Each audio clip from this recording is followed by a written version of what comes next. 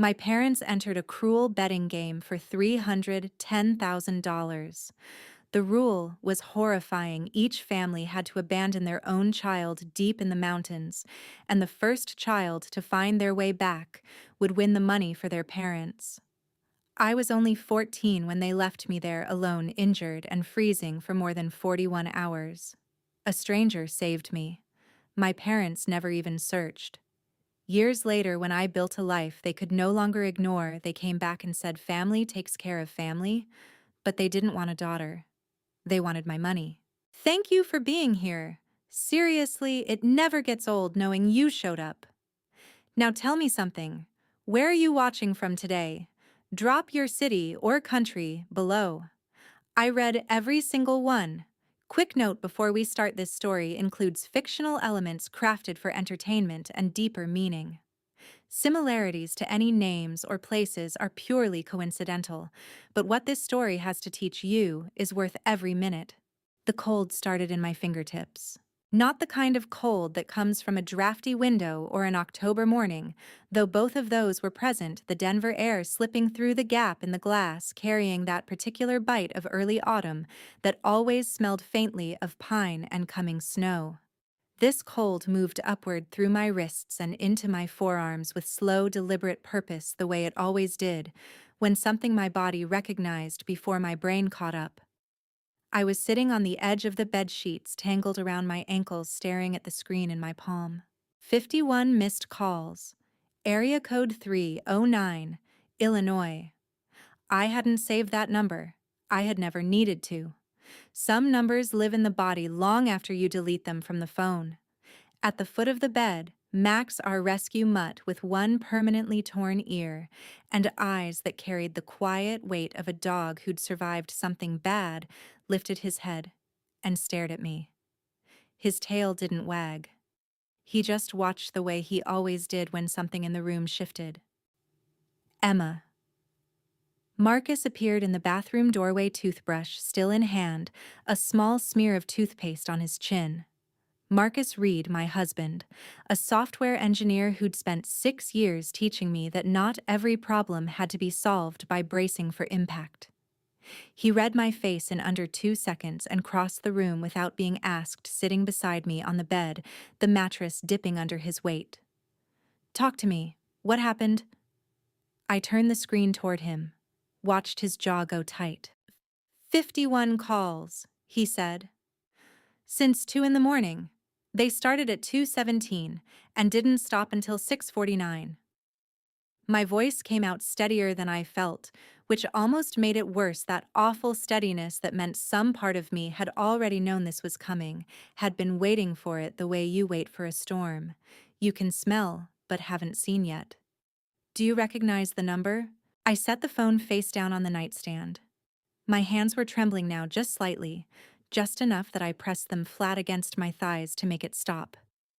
"It's not the number," I said. "It's where it's calling from." Marcus put his hand over mine, warm and steady.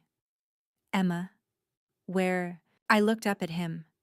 13 years of building a life, a name, a studio, a home on the 9th floor of a building where I chose who got to knock on my door. 13 years, and area code 309 had just reached through all of it, like it was nothing. "Illinois," I said. "They found me." I made Marcus listen to the voicemail with me. Speaker on phone between us, on the kitchen counter, the coffee going cold, while the steam rose and curled and disappeared. If this was coming back into my life, he was going to hear every word of it from the beginning. That was the deal I had made with myself when I married him. No sheltering, no softening, no managing what he knew. I had spent too many years in a house where information was a weapon. I refused to build another one. The voice hit me anyway. It always did. Emily. Not Emma. Emily, the name I had buried in a Denver courthouse at 17 with Walter and Carol Hayes, standing on either side of me like they were daring the world to argue. "This is your mother." Marcus's eyes snapped to mine. I gave a small shake of my head. "Keep listening. Your father's heart condition has gotten considerably worse. The doctors are recommending surgery and we don't have the coverage for it. The pause was perfectly placed long enough to feel like sorrow, short enough to keep moving. Tyler's medical school testing fees are due again and we simply don't have it. And Cole, your youngest brother, he's struggling, Emily. He needs real counseling and we cannot provide that right now. Another pause. Then the turn, smooth and practiced as a blade. I know you've made something of yourself out there. I've seen it. But you cannot build yourself a beautiful life and turn your back on your own blood. The message ended. I pressed stop. My jaw ached from how hard I was clenching it. My eyes burned hot and furious, and I blinked hard twice because I refused, absolutely refused to cry over a voicemail that hadn't contained a single word of apology. Marcus set both palms flat on the counter. His voice when it came was very quiet and very precise. She didn't say it once. She never does. Not sorry. Not, I was wrong. Not I need to explain what happened. He looked at me with that expression I knew, the one that meant he was angry on my behalf, and choosing every word carefully so he didn't say something that made it about him instead of me. She called you Emily. That's who I am to her. I picked up my coffee mug and wrapped both hands around it, letting the warmth work against the cold that had settled into my bones the moment I saw that area code. The girl who owes her. Marcus straightened up, crossed his arms over his chest, and said it the way he always said the true things, plain direct. No padding. They didn't call because they miss you, Emma. They called because they saw your name somewhere, and they saw money attached to it. My throat locked. My chest felt like something was wringing it from the inside. I set the mug down carefully because if I held it any longer, I was going to squeeze it until something broke. I know, I said. And the worst part, the part that made my stomach twist with something close to shame, was the half second before I knew. That small, stubborn 14-year-old piece of me that had heard the phone ring 51 times and thought just for a moment, maybe this time it's different. Maybe this time it starts with, I'm sorry. I hated that piece of me. I hated it the way you hate a scar that keeps pulling. We're not sending them anything, Marcus said. No. I straightened my spine and felt the familiar hardening settle in the one I had learned to trust, the one that meant I was done feeling and starting thinking. But first, I need to know how they found me, and then I need to know exactly what they're planning. Marcus looked at me across the kitchen counter, this man who knew every version of my silence and every version of my steel, and nodded once. Then let's figure it out. The answer was sitting on my own desk. I found it 40 minutes after I arrived at the Studio Callaway Branding Studio, 14th floor, floor-to-ceiling glass, looking out over the Rockies on a clear day like this one, the kind of view I had worked 6 years to earn and still caught my breath on mornings when I forgot to brace for it.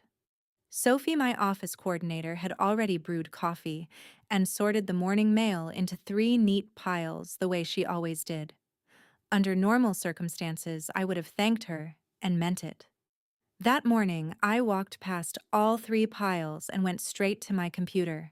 I typed my own name into the search bar. Denver Business Journal, September 14th, 2025. The headline came up in the first 3 results. Young Denver founder acquires Mountain Lodge for children's trauma retreat. And there I was. Full-color front page of the business section, standing in front of Blue Ridge Recovery Lodge, with my hand raised in a half-wave, grinning like someone who had no idea the photograph would eventually be used against her. My stomach dropped straight through the floor. Sophie appeared in the doorway, hugging her tablet to her chest. She was 24 and sharp and almost always cheerful, but she read the room fast. Emma, you okay? You look like you've seen something awful. I have. I turned the monitor toward her. Did we approve this photo for the journal piece? Sophie leaned in, squinting. Yeah, their photographer took it during the site visit in August. You signed off on the release. She hesitated. Is something wrong with it? I looked at the photograph again.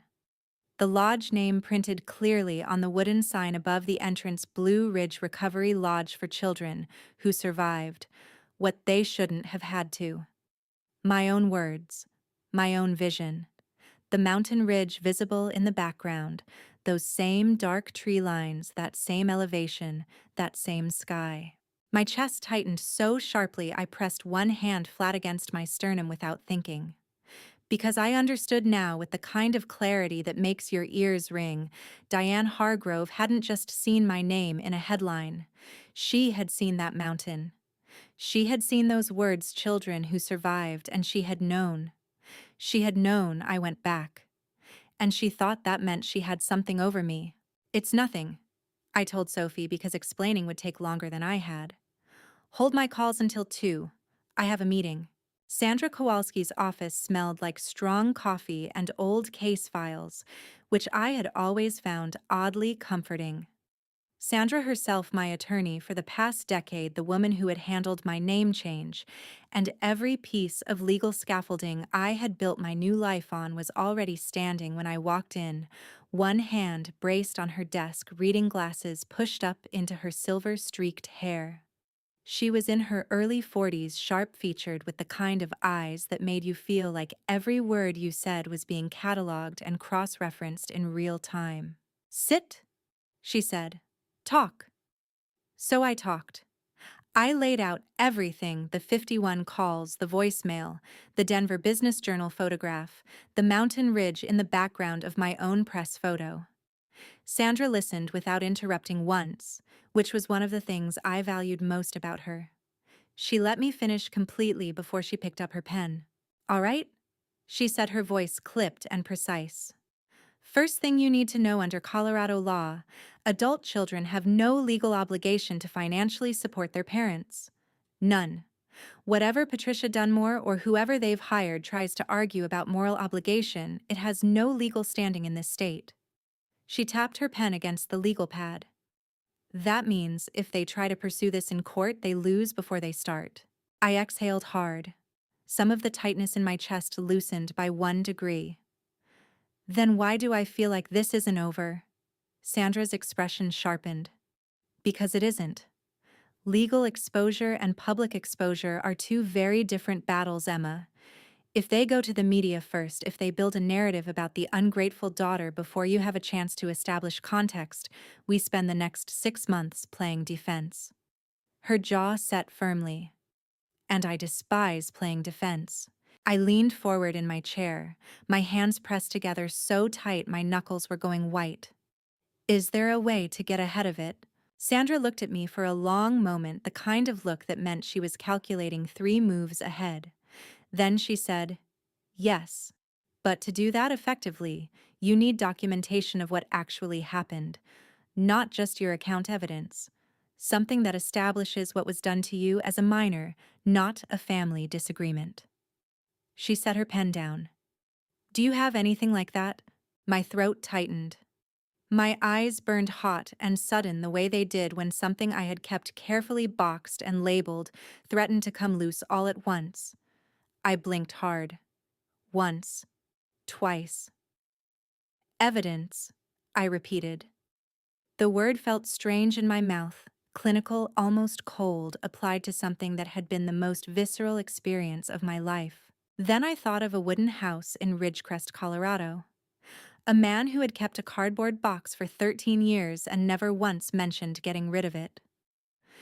"I know someone who can help," I said. My voice came out rough at the edges, scraped raw by something I wasn't ready to name yet. "Someone who kept something for me, something I'm going to need."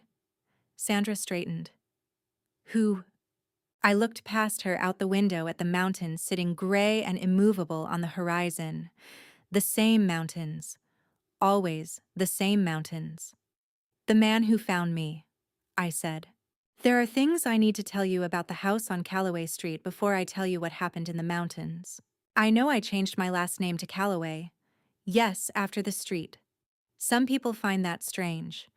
I find it clarifying.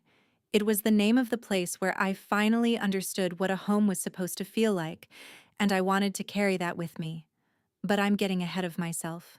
First, the house where I grew up, the one with the white fence and the flower boxes under the windows, and Diane Hargrove waving to the neighbors from the front porch, like she was auditioning for a part she had already gotten. From the outside, we were the Hargroves of Hargrove Falls, Illinois, named after my father's grandfather, which Frank brought up at least twice a year, as though legacy was something you could inherit without earning. Frank worked construction. Diane ran a flower shop on Main Street that smelled like roses and fresh ribbon and drew compliments from every woman in a 3-block radius. They had 3 children, me, and then Tyler, and then Cole, who arrived when I was 13, and spent his first year of life sleeping in a bassinet Diane had painted pale yellow. We looked from the outside exactly like what people meant when they said good family. The inside was a different education entirely. Every mistake I made became what Diane called a lesson. Spilled a glass of water lesson. Forgot to set the table lesson. Cried because Tyler at 6 years old had already learned to point at me and say she did it with the confidence of a child who had been taught that accusations were currency. Diane would crouch down to my level, her face very close to mine, her voice very soft, and say, "Don't cry, Emily. Lesson number 1, the world doesn't care who's right. It only cares who's stronger." I was 9 the first time she said that to me. I remember thinking it sounded like something from a movie. I remember thinking she would explain what it meant. She never did. She just waited for me to stop crying, and then stood up and went back to whatever she had been doing, like the conversation had resolved itself. By the time I was 14, I understood that the lessons weren't about making me stronger. They were about making me quieter. The morning of July 14th, 2012, I was told we were going on a camping trip. I found out the night before Diane walked into my room at 9 p.m. while I was reading and said, "Pack for 3 days, outdoor clothes, leave your phone on the kitchen counter." Just like that. No question in it. No room for one. "Where are we going?" I asked. "Colorado," she said. "It'll be good for you." I wanted to ask what that meant. I wanted to ask why I couldn't bring my phone. I wanted to ask a lot of things, but I had 14 years of practice recognizing the specific flatness in Diane's voice that meant the conversation was already over. So I packed. Outdoor clothes. No phone. We left at 5:50 in the morning in Frank's Ford Expedition dark green, smelled like pine air freshener and stale coffee. Frank drove with both hands on the wheel and said almost nothing for the first 2 hours, which wasn't unusual. Tyler was asleep against the window, his small face slack and peaceful. Cole was an infant strapped into his car seat behind me, making those small, soft sounds babies make when they're dreaming. I watched Illinois flatten out into Indiana, and then into the wide open of the Midwest, and tried to figure out what I was feeling. Not excited, something closer to the specific unease of a person who has been told good news but doesn't believe it yet.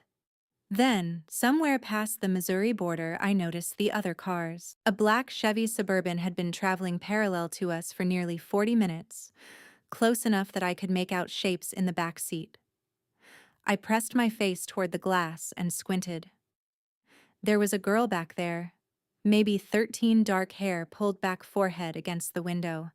She was staring out at the highway with an expression that made my chest tighten. She didn't look like a kid going on vacation. She looked like a kid who had been told something was fine and hadn't quite believed it either. I twisted around and counted. 3 other vehicles, all large SUVs, all traveling the same direction, all maintaining the same steady pace as our car. "Dad," I said, "are those people going to the same place as us?" Frank's hands tightened on the steering wheel. Just slightly. Just enough. "Eyes forward, Emily." I turned forward. In the passenger seat, Diane adjusted her sunglasses and said nothing, but the corner of her mouth moved, not quite a smile, not quite anything. Something that had no name I could put to it then. I stared at the road ahead and told myself I was imagining things. I told myself that for the next 6 hours. The gas station sat at the edge of nowhere, which I would later understand was the point. We pulled off somewhere in southern Wyoming, the kind of place where the sky gets enormous and the cell signal disappears, and the nearest town is a name on a sign you pass 20 miles back. There was a cluster of vehicles already parked in the gravel lot when we arrived. I counted 5 families, including ours children, ranging from 12 to maybe 15, all of us standing in the thin mountain air looking at each other with variations of the same uncertain expression.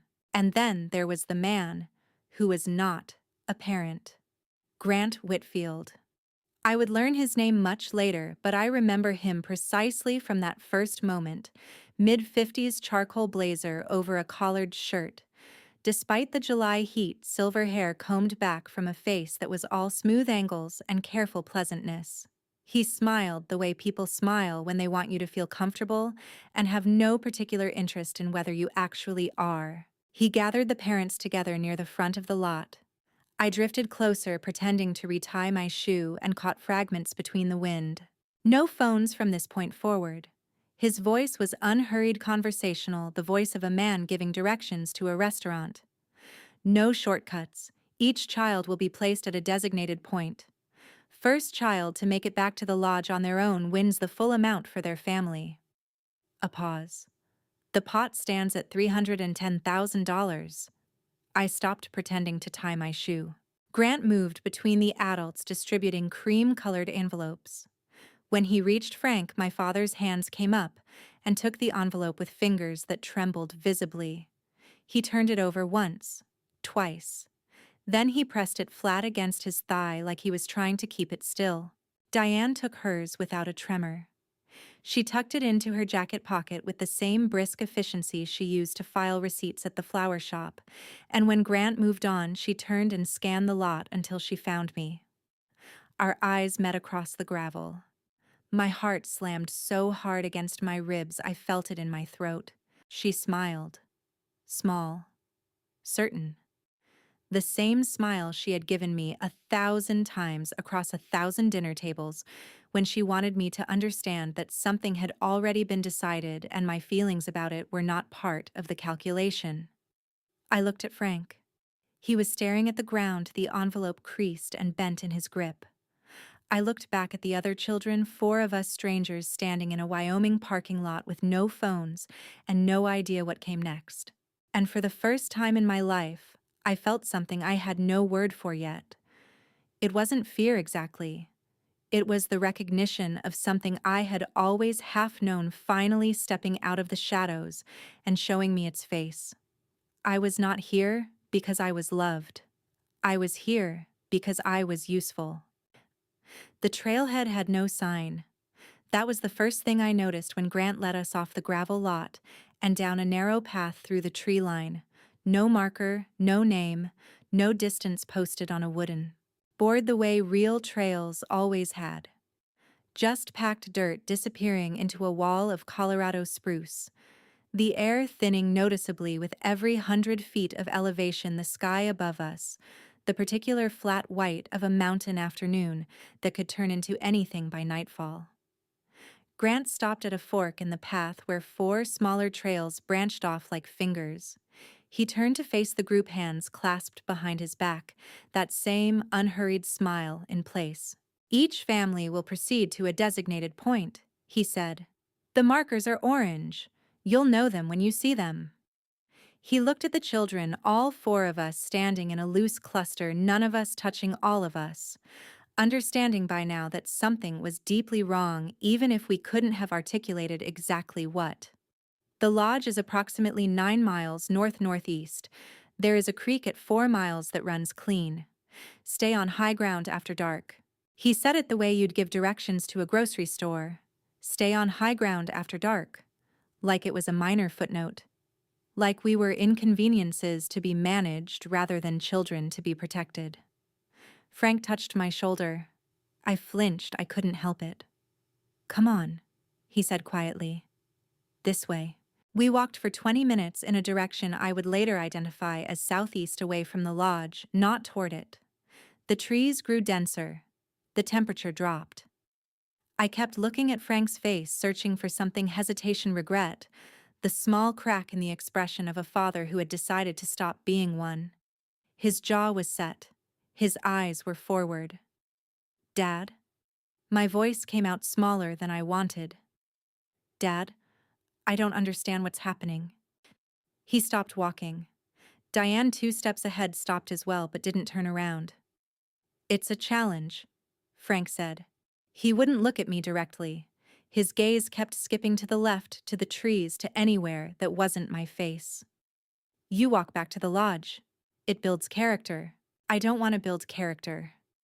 My voice cracked on the last word, and I hated myself for it.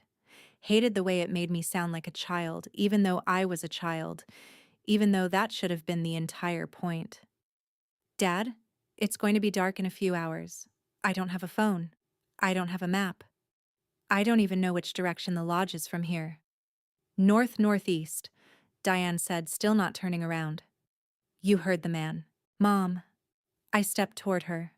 My hands were shaking, not from cold, not yet, but from the specific terror of watching something you hoped wasn't true become undeniably real in front of you. Mom, please. Look at me.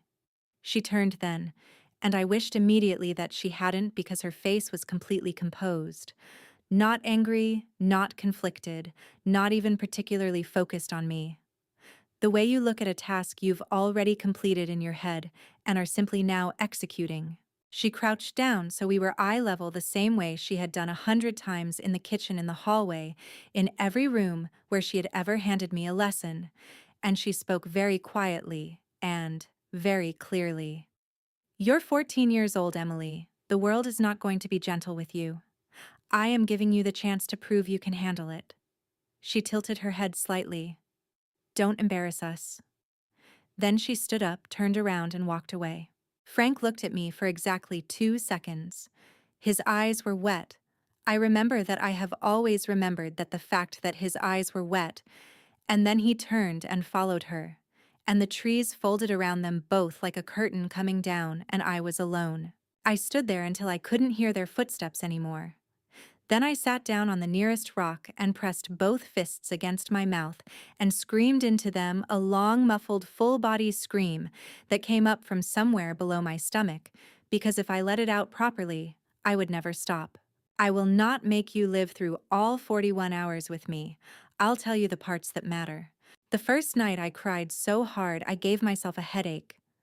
Real crying, ugly crying, the kind where your whole body convulses and you can't breathe right, and you don't even try to be quiet because there is no one to hear you, and somehow that makes it worse and better at the same time. I cried for my mother's face, which had been so calm. I cried for my father's wet eyes, which had meant nothing. I cried for the girl in the black Suburban who was somewhere out there in the same dark, and I hoped desperately that she was less scared than I was, even though I doubted it. By morning, I had no more tears. My body had made a practical decision on my behalf. Grief was expensive, and I couldn't afford it anymore. I tore the sleeve off my jacket and wrapped it around my right knee where I'd fallen on a granite outcrop in the dark. The pain was sharp and specific, and almost useful. It gave me something to focus on other than the fear. I ate 2 handfuls of berries I was 90% sure weren't poisonous.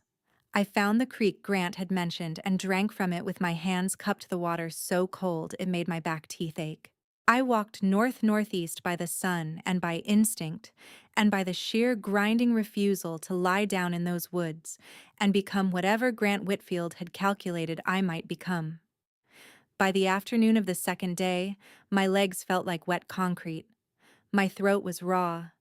The tree line had begun to thin, and I could see far ahead the glint of a road, actual asphalt, actual civilization, and something loosened in my chest that I hadn't realized I'd been holding rigid for 30 hours. Then I saw the car. Dark green Ford Expedition, parked on the shoulder of the mountain road, engine running, exhaust curling white in the cool air. My heart exploded in my chest. My legs found speed I didn't know I still had. I came crashing out of the tree line onto the dirt shoulder, stumbling, catching myself on both hands and both knees, pushing back upright. Dad, The word tore out of me like something physical. Mom, I'm here, I'm right here. The driver's side window rolled down. Frank's face appeared. He looked at me, really looked at me, eyes moving from my torn jacket to my bandaged knee, to my face. And something crossed his expression that I have spent 13 years trying to name. Not relief, not joy. Something more complicated and more cowardly than either of those things.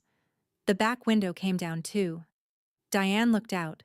She assessed me the way you assess a situation, not a person. Quick, efficient, clinical. She's upright, she said. Not to me. To Frank. She's moving fine. Mom. My voice broke completely. I was crying again or trying to, but my body had so little water left that what came out were dry, heaving sobs that hurt my ribs. Mom, please, please, I'm so tired. I can't, please just open the door. Diane pulled her head back inside the car. Her voice came through the gap in the window even and unhurried. If we stop now, we lose. She'll make it back. Don't stop, Frank. No. The word ripped out of me. Dad, no, please. Frank's hands moved on the steering wheel. I watched them. Watched the knuckles go white and then release. Watched his eyes find mine in the side mirror for one single moment and then slide away. The window rolled up. The car moved forward. I ran after it. I ran until my legs gave out entirely and I hit the gravel shoulder on both palms, skin tearing, and I screamed his name and her name, and every version of please I had left in my body until the dark green expedition rounded the bend and disappeared, and the road was empty, and the mountains were enormous, and I was 14 years old and completely, utterly alone. I lay on that gravel shoulder for a long time. The sky above me was going gold with cool late afternoon light, beautiful and indifferent the way the sky always is. And one thought came through everything else with terrible clarity. They saw me. They looked right at me. And they chose to keep driving. That was not a lesson. That was an answer. And the answer was, you are not worth stopping for. It took me 13 years to stop believing it. I don't remember passing out. What I remember is the gravel under my cheek rough and cold, and smelling of dust and pine resin, and then a voice, and then a hand, and then warmth that seemed to come from somewhere outside the sequence of events I had been living through for the past 41 hours. Sweetheart. The voice was calm and low and unhurried, the kind of voice that had clearly been used in emergencies before, and knew that panic was not useful. Sweetheart, I've got you. Can you hear me? I opened my eyes. The sky above me was pale morning blue, soft with early cloud. A man was crouched beside me, broad-shouldered, somewhere around 60, wearing a khaki jacket with a Park Service patch on the sleeve. His face was weathered in the way of people who spend most of their lives outside, and his eyes, when they found mine, were the particular gray of someone who has seen difficult things and chosen not to look away from them. Walter Hayes, retired park ranger still volunteering patrol routes through the backcountry he had spent 30 years learning. He would tell me later that he had been tracking an unusual set of tire impressions on the restricted access road since the day before civilian vehicles, where civilian vehicles weren't supposed to be, when he came around the bend of an old trail spur and found me lying in the dirt. I found you, he said, simply, one large hand resting on my forehead, checking my temperature the way someone does when they already know the answer and are confirming it anyway. You're safe. I'm going to get you out of here. But first, I need you to tell me, can you stand? I tried. My legs had the structural integrity of wet paper. Walter caught me before I hit the ground a second time, and he didn't make a sound when he did it. Didn't grunt with effort or say anything reassuring and hollow. He just caught me, steadied me, and said, "All right, we do this differently then." He carried me the last quarter mile to his truck. I was 14 years old and completely hollowed out, and I let him because I had nothing left to refuse with. In the truck with the heat running and a foil emergency blanket around my shoulders, I grabbed his sleeve before he could start the engine. My grip was weak, but I made it count. "Don't call them," I said. My voice was barely recognizable, cracked, and raw, scraped down to almost nothing by 2 days of mountain air and one night of screaming. "Don't call my parents. They won't come." Walter looked at me for a long moment. Not with surprise, not with the particular uncomfortable expression adults got when children said things that were inconvenient to believe. He looked at me the way someone looks at a statement they have already independently arrived at. "I know," he said. Those 2 words cracked something open in my chest that I hadn't known was sealed. I started crying, not the heaving, desperate crying of the night before, but something quieter and more devastating, the kind that comes when you've been holding yourself together so hard for so long that the first moment of genuine safety breaks you like a fault line. Walter handed me a water bottle, started the engine, and drove. Carol Hayes met us at the door. Carol, Walter's wife of 32 years, a former pediatric nurse who had spent 2 decades reading the bodies of children who couldn't always articulate what had happened to them, took one look at me and made a series of rapid, quiet decisions that I would only fully appreciate years later. She guided me inside without touching me until I gave her a signal I didn't know I was giving. She sat me on the couch and produced electrolyte water and a warm blanket and a bowl of chicken broth so mild it tasted like comfort distilled into liquid. She did not ask me a single question for the first 2 hours. When she knocked on the guest room door later that evening, knocked not, opened, knocked, and waited.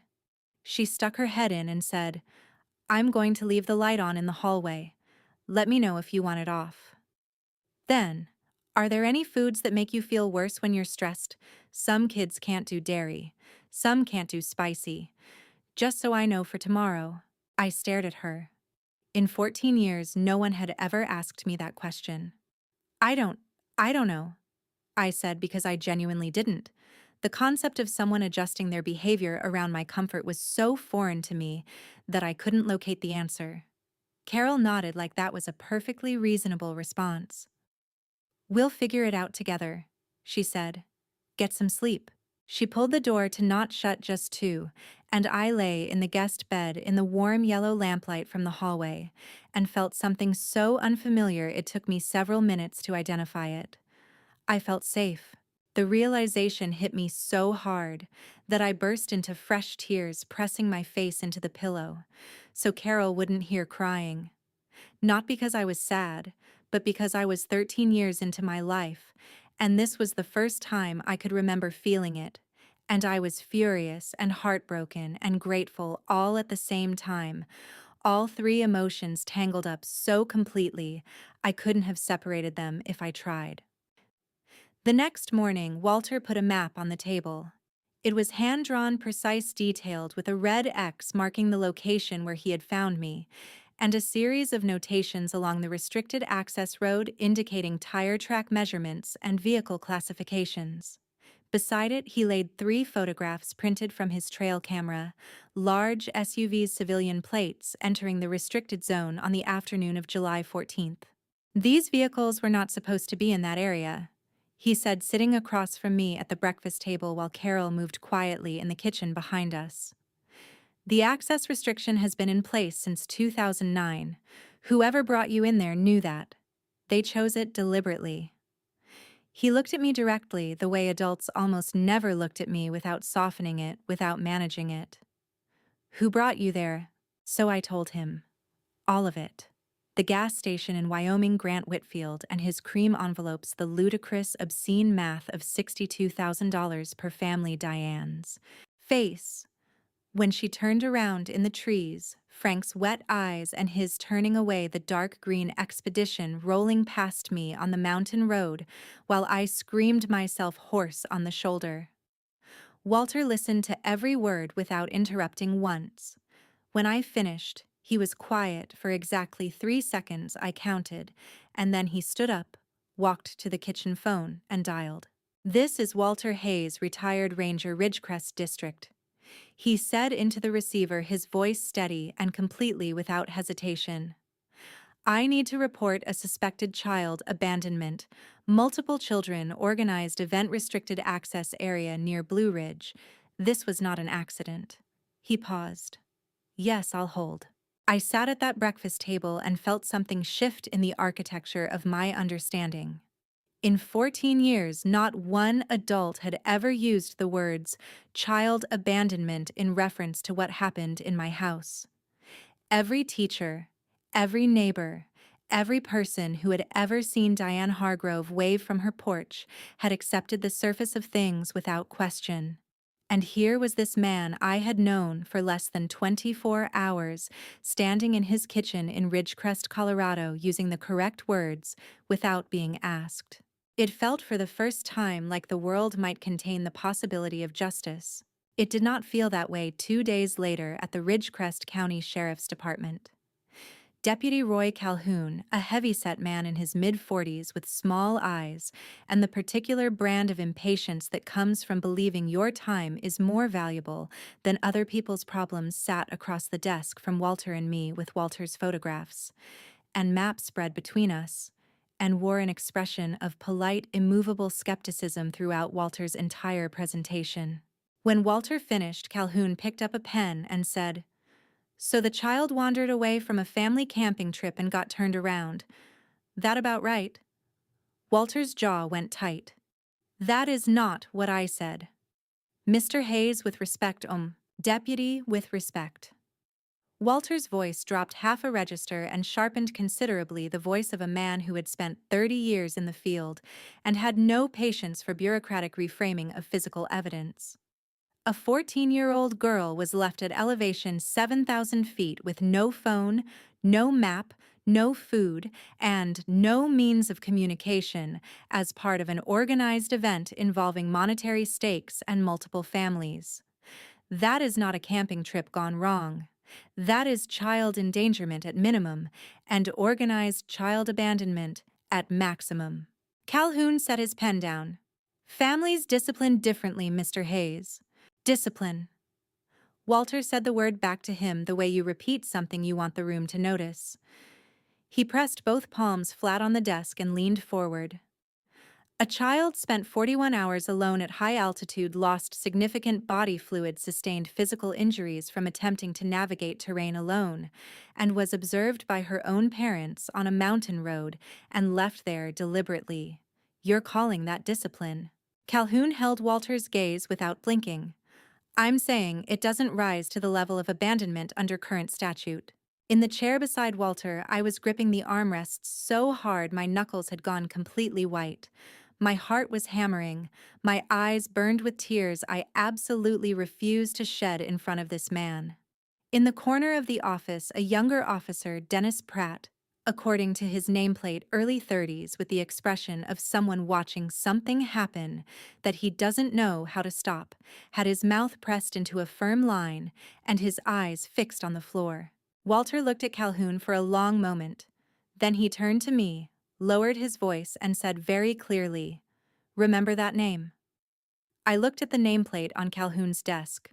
R. Calhoun. I read it 3 times until it was carved into my memory like initials in bark. I never forgot it. The courtroom smelled like recycled air and anxiety. Denver Family Court. September of 2012, 2 months after the mountain. I had been living with Walter and Carol in Ridgecrest while the legal machinery moved at its own unhurried pace. And in those 2 months, Carol had figured out that I couldn't eat dairy when I was stressed, and Walter had taught me the names of 14 different bird species visible from their back porch, and I had started very tentatively to sleep through the night. Diane and Frank arrived with a lawyer, a crisp, silver-haired man who held his briefcase like a shield, and Diane wore a navy blazer and a look of composed, dignified injury that I recognized immediately as a costume. She had always been extraordinary at costumes. The proceeding began. Diane's lawyer spoke first at some length about structured outdoor education programs and the demonstrated research on resilience building through managed challenge environments. He used the phrase developmentally appropriate risk exposure twice. He did not once use the word 41. The judge, a compact woman in her 60s with reading glasses, and the expression of someone who had heard most of the available human excuses at least twice, listened without visible reaction until he finished. Then she looked at the medical report from the doctor who had examined me on July 16th. "Mrs. Hargrove," she said, "your daughter presented to medical care with severe dehydration, requiring IV fluid replacement, a laceration to her right knee, consistent with extended forced movement over rough terrain and early-stage hypothermia. Can you walk me through how a supervised educational activity produces those outcomes?" Diane straightened in her chair. "Children get scraped knees, Your Honor. The dehydration was the result of your child spending 41 hours alone at high altitude without access to adequate water or food." The judge said, her voice measured and precise as a scalpel. "That is not a scrape. That is endangerment." The word landed in the courtroom like something dropped from a height. I sat very still in my chair beside Walter, who had one hand resting near mine on the table without touching it close enough that I could feel the warmth of it. My chest was heaving. My eyes were burning so badly I could barely see. 13 years I would later spend learning that what happened to me had a name, had legal weight, had consequence. And here was the first moment of it in a Denver courtroom in September, a judge using the correct word in a room where Diane Hargrove could not make it smaller. The judge looked at me over the top of her reading glasses. "Emily, I want to ask you directly. Do you wish to return to your parents' home?" The answer was already out of my mouth before I had finished forming the thought. "No." The room moved. I felt Diane's attention snap toward me like a physical force, sharp cold, the particular quality of her focus, when something had not gone according to her calculation. Frank stared at the table. The silver-haired lawyer wrote something on his legal pad. My heart was slamming so hard I could feel it in my ears. My hands were shaking visibly on the table in front of me, but I did not take it back. I sat in that chair trembling and certain, and I let the word stand. For the first time in my life, I had said no to Diane Hargrove in a room where she couldn't make it a lesson. The second courtroom appearance was in November. 2 months after the first hearing, the judge presented Diane and Frank with two options. Option 1, enroll in an 18-month supervised family rehabilitation program, including mandatory counseling, regular home visits from a social worker, and quarterly court check-ins. Option 2, voluntarily relinquish parental rights, sign the paperwork, walk away, and let the state proceed with placing me permanently with Walter and Carol. I sat beside Walter at the respondents' table and told myself I was prepared for either answer. I had spent 2 months sleeping in the Hayes guest room, eating Carol's cooking, learning the birds, relearning what it felt like to exist in a space that didn't require constant vigilance. I told myself I was grounded enough to absorb whatever came next. I was wrong. Diane's lawyer leaned over and said something in her ear. She listened, nodded once, and then looked straight ahead at the wall above the judge's bench. Not at me, not at Frank, at the wall. "We'll sign the papers," she said. Her voice was flat, and even the same voice she used to read grocery lists. The same voice she used for lessons. Not angry, not grieving, not conflicted. Just decided. As if she had run a calculation somewhere in the preceding 48 hours and arrived at an answer that required no further emotional expenditure. Frank sat beside her and said nothing. He was looking at the table. His hands were folded in his lap, and they were completely still, no trembling, not this time. Whatever conflict had lived in him on that mountain road had apparently resolved itself in the intervening months, and what was left was just a man in a collared shirt sitting very quietly while his daughter was erased from his legal obligations. The judge asked him directly, "Mr. Hargrove, do you concur with your wife's decision?" Frank looked up. For one single second his eyes found mine across the room, and I felt my chest cave in, felt the air go out of me like something punctured, because there was still a piece of me, God help me, that was waiting for him to say something different. That was waiting for the wet eyes from the mountain road to mean something.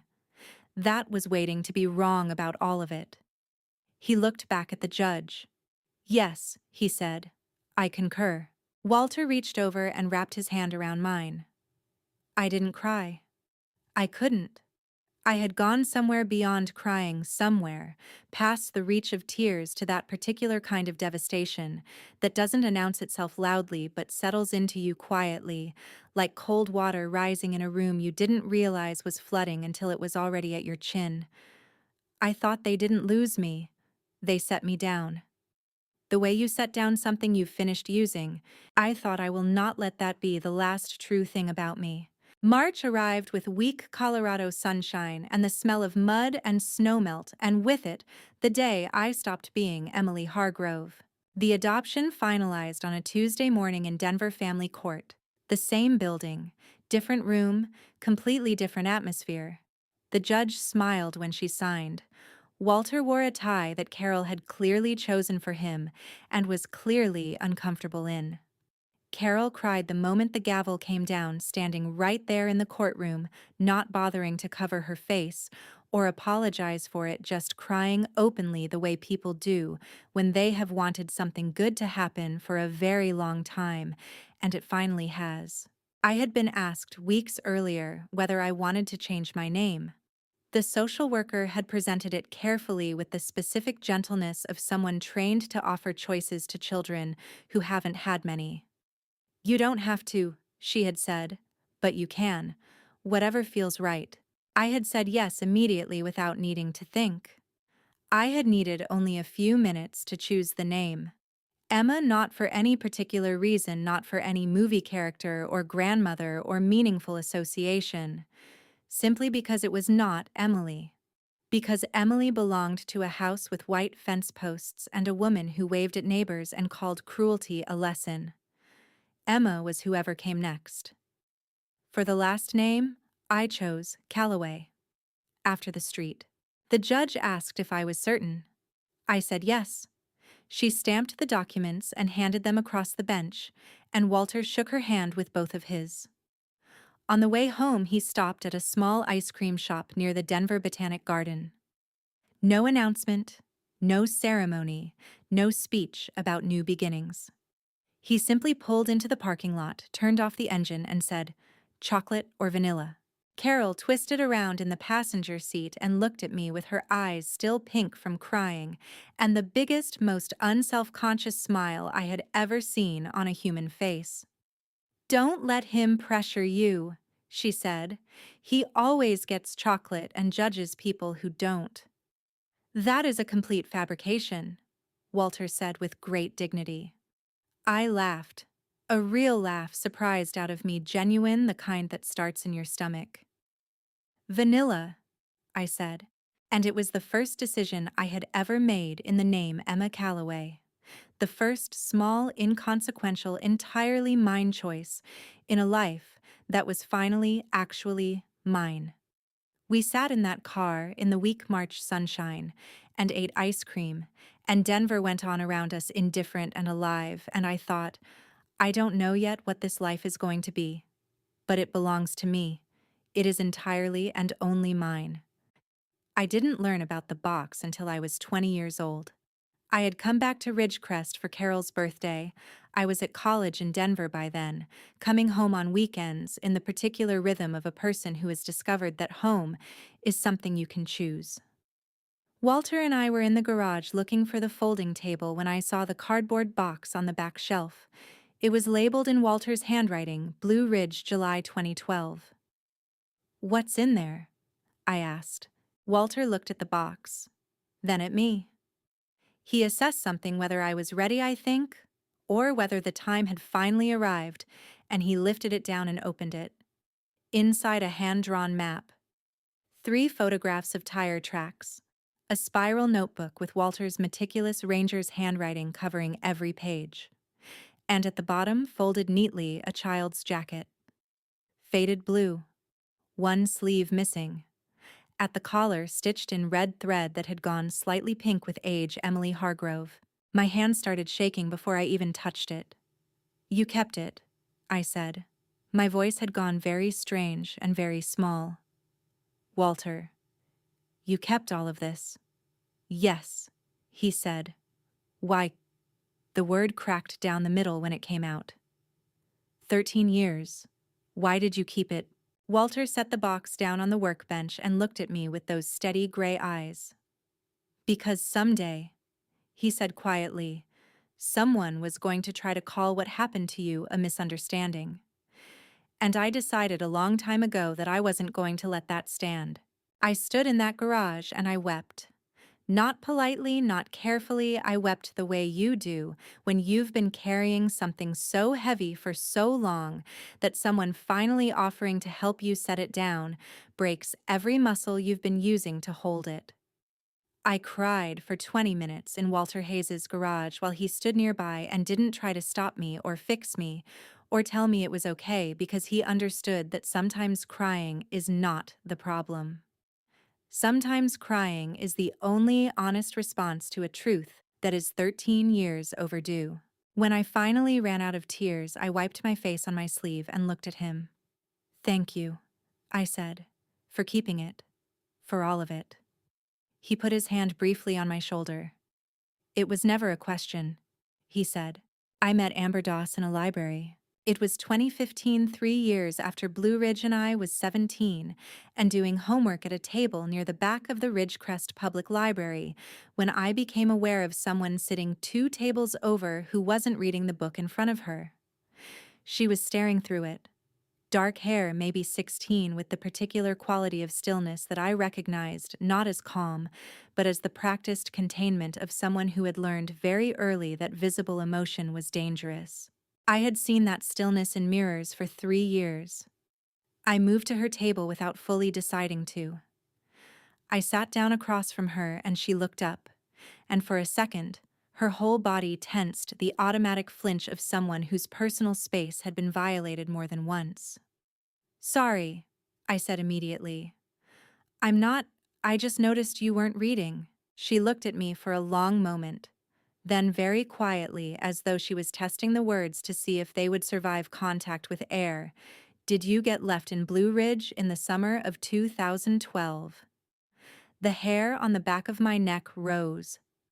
My heart lurched sideways in my chest. "Yes," I said.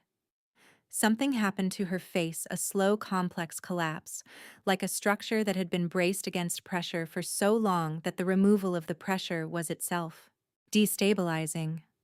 Her eyes filled immediately, and she pressed her lips together so hard they went white. "I thought I made it up," she whispered. "I told my aunt what happened, and she said I probably misremembered. That families don't do things like that." Her voice broke on the last word. "I've been telling myself for 3 years that I was confused, that I was a dramatic kid who exaggerated." My throat locked so tight I could barely get words through it. "You didn't make it up," I said. "And you didn't exaggerate. And you are not confused." I leaned forward across the table, my voice low and completely certain. "I was there. I know exactly what happened. And I believe every single word you're about to tell me." Amber Doss broke down crying right there in the Ridgecrest Public Library, and I reached across the table and held her hand while she did, and neither of us cared at all about the librarian glancing over at us, because some things are more important than being quiet in a library. We sat together until closing time. 2 girls who had been placed as bets in a grown man's gambling scheme and told in various ways that what happened to them was either normal or their own fault. Sitting together in the fluorescent light of a small-town library, finally not alone. That memory came back to me on an October night in 2025. I was at my desk in the Denver apartment, Marcus beside me on the couch, when I opened Walter's notebook for the first time since the garage in Ridgecrest. I had requested it from him after my meeting with Sandra, packed carefully in a new box, driven down from Ridgecrest by Walter himself, delivered with a look that said he had been waiting for this moment too. Near the back, in a section dated July 17th, 2012, Walter had transcribed Frank's statement to the responding officers, a record that Roy Calhoun had apparently not seen fit to include in his sanitized report. I read it once, then again, then a third time slowly with my finger tracing each line. Frank had told the officers that he had considered turning the car around, that when he saw Emma on the mountain road, something had seized in his chest and he had taken his foot off the accelerator. That he had wanted to stop. And Diane had said, "If we go back now, we lose everything. She'll be fine." And Frank had put his foot back on the gas. The notebook shook in my hands. My eyes burned furiously, not with grief, not exactly, but with the specific scalding rage of someone who has just been handed the precise dimensions of a choice that destroyed 13 years of their life. He had known. He had felt it. He had taken his foot off the gas and then put it back on because Diane told him to. "Emma." Marcus's voice came from the couch. Careful, measured, reading the temperature of the room the way he always did. "You okay?" I set the notebook down on the desk. My hands were still trembling. "He almost stopped," I said. "He almost came back for me." Marcus moved to the desk and sat on its edge close enough that I could feel the warmth of him. He didn't try to fill the silence with reassurance. He waited the way he always did for me to find the shape of what I needed to say. "He almost stopped," I said again. And then he didn't. I looked up at Marcus and felt my eyes go hot and bright, tears building fast and sharp. Which one is worse? The person who never considered it, or the person who considered it and chose wrong anyway? Marcus looked at me for a long moment. Then he said with characteristic directness, "I think that's a question for a therapist, not a husband. But I think the answer matters less than what you're going to do with it." A sound came out of me that was halfway between a laugh and a sob, raw and unsteady and very real. I pressed the back of my hand against my mouth, took a breath, then another. "I'm going to use it," I said. "That's what I'm going to do with it." Marcus nodded. He reached out and put his hand over mine on the desk, warm and steady and entirely there. "Then let's figure out how," he said. 3 days after Sandra told me I needed evidence, they showed up at my door. I heard the knock at 6:40 in the evening, 3 sharp raps, the kind that announce themselves rather than request entry. Marcus was in the kitchen finishing the dishes. Max lifted his head from the couch and growled low and certain before I had even moved toward the hallway. I had learned over 6 years to trust Max's instincts about people. He had excellent instincts about people. I looked through the peephole. My stomach dropped through the floor. Diane stood in the center of the hallway in a pale navy coat, her silver-streaked hair combed back precisely, her hands folded in front of her, like a woman waiting for a bus, rather than a woman who had driven 900 miles to ambush her estranged daughter. Behind her, Frank, older than I, remembered grayer with the slightly sunken look of a man whose body had started billing him for his decisions. To his left, Tyler, 19 years old, broad-shouldered with dark eyes that moved over the hallway carpet and the door frame, and the apartment number with the calculating sweep of someone appraising property. And behind all of them, almost hidden Cole, 15, slight, dark curly hair staring at the floor with the focused intensity of a person trying very hard not to be present in a situation they have no power over. I took one breath. Then I opened the door. "Who gave you this address?" I said. No greeting, no softening, no performance of a reunion I did not feel. Diane's expression shifted into something that was almost warmth, the way an actor shifts into character when the cameras start rolling. "Emily." "Emma," I said. "My name is Emma. Who gave you this address?" Frank opened his mouth. Closed it. Tyler tilted his head slightly, assessing me the way you assess an opponent. Cole continued staring at the floor. "We hired someone to help us find you," Diane said, as if this were a perfectly reasonable thing to say. "We needed to talk to you in person. It's important." Behind me, I heard Marcus's footsteps in the hallway and felt him stop just over my left shoulder. I did not move from the doorway. "You could have written a letter?" I said. "We did," Tyler said. His voice was flat, and certain the voice of a young man who had been practicing this conversation in his head. "You didn't respond." "Because I chose not to." A muscle jumped in Tyler's jaw. I watched it with the particular attention of someone who has spent years reading the faces of people who want to hurt them. He was angry, genuinely, deeply angry, the kind of anger that comes from entitlement that has been refused. I filed that away. I stepped back from the door. Not warmly. Just wide enough to make clear that they could enter, that I was choosing to allow it, and that my choosing could be revoked at any moment. 5 minutes, I said. They took the couch. Marcus stood near the bookshelf with his arms crossed, and I stood near the kitchen doorway because I wanted both the distance and the exits visible. Diane sat in the center with Frank on one side and Tyler on the other, and she folded her hands in her lap and looked at me with an expression of such carefully calibrated sorrow that it almost would have worked on someone who didn't know her. Then she started to cry. Not the ugly, uncontrollable crying that means something.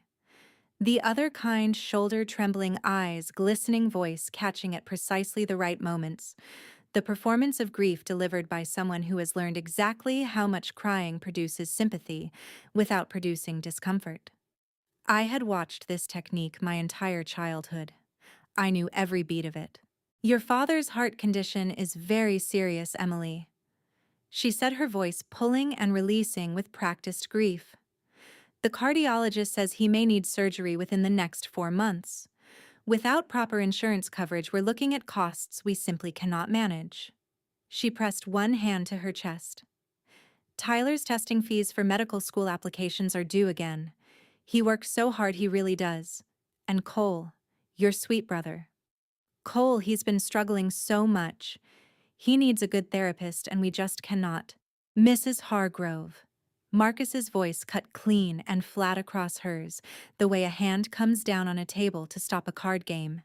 He pushed off from the bookshelf and stood straight, and his voice, when he continued, was the voice of a man who had listened to exactly enough. "With respect, Emma doesn't owe you anything, not legally, not morally. You relinquished your parental rights in a Denver family court in November of 2012. You made that choice voluntarily and on record. Whatever financial difficulties your family is experiencing, they are not Emma's responsibility." The crying stopped. Not gradually, immediately, like a faucet turned off. Diane looked at Marcus, and I watched something move through her expression that she was not quite fast enough to conceal the recalibration of a strategist who has just identified a new variable. She looked at Marcus the way she used to look at things that could be useful. It made my skin crawl. Tyler leaned forward, elbows on his knees, and directed his gaze at me with the unblinking confidence of someone who has never been told his approach is wrong. "She built a whole studio," he said. "She's got a lodge. She's got this apartment. Meanwhile, our dad is sleeping in a bed that's 15 years old and taking generic heart medication because the real stuff costs $400 a month." His voice hardened. "You live well considering." Something flared in my chest, hot and bright and furious. I kept my voice absolutely level. "I live well because I built something, with my own hands and my own time and 13 years of work that had nothing to do with any of you. You had 13 years because we fed you and housed you. You had me in a forest for 41 hours when I was 14 years old," I said. The room went very still. Not the comfortable stillness of people who have run out of things to say, the crackling stillness of a wire that has been pulled too tight. Cole in the corner of the couch finally looked up.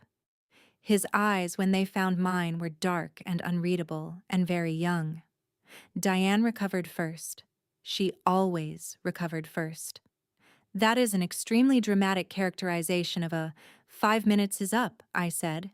"You should go." Sandra called me at 8:15 the next morning before I had finished my first cup of coffee. Patricia Dunmore sent a formal demand letter to your business address at 7:42 a.m., she said without preamble. I'm looking at it now. Patricia Dunmore, a Denver family law attorney known Sandra had once told me for taking cases with weak legal foundations and strong media potential. The letter was 4 pages. It cited Frank's cardiac condition, Tyler's educational expenses, Cole's mental health needs, and what it called Emma's moral obligation arising from years of parental investment and the established bonds of family. It requested monthly financial contributions totaling $4,000 and a one-time educational support payment of $80,000 for Tyler. She knows this has no legal standing, I said. Of course she does. Sandra's voice was crisp with professional disdain. Patricia Dunmore does not win in courtrooms, Emma. She wins in newspapers. This letter is not a legal strategy, it's a press release waiting to happen. A pause. There's something else.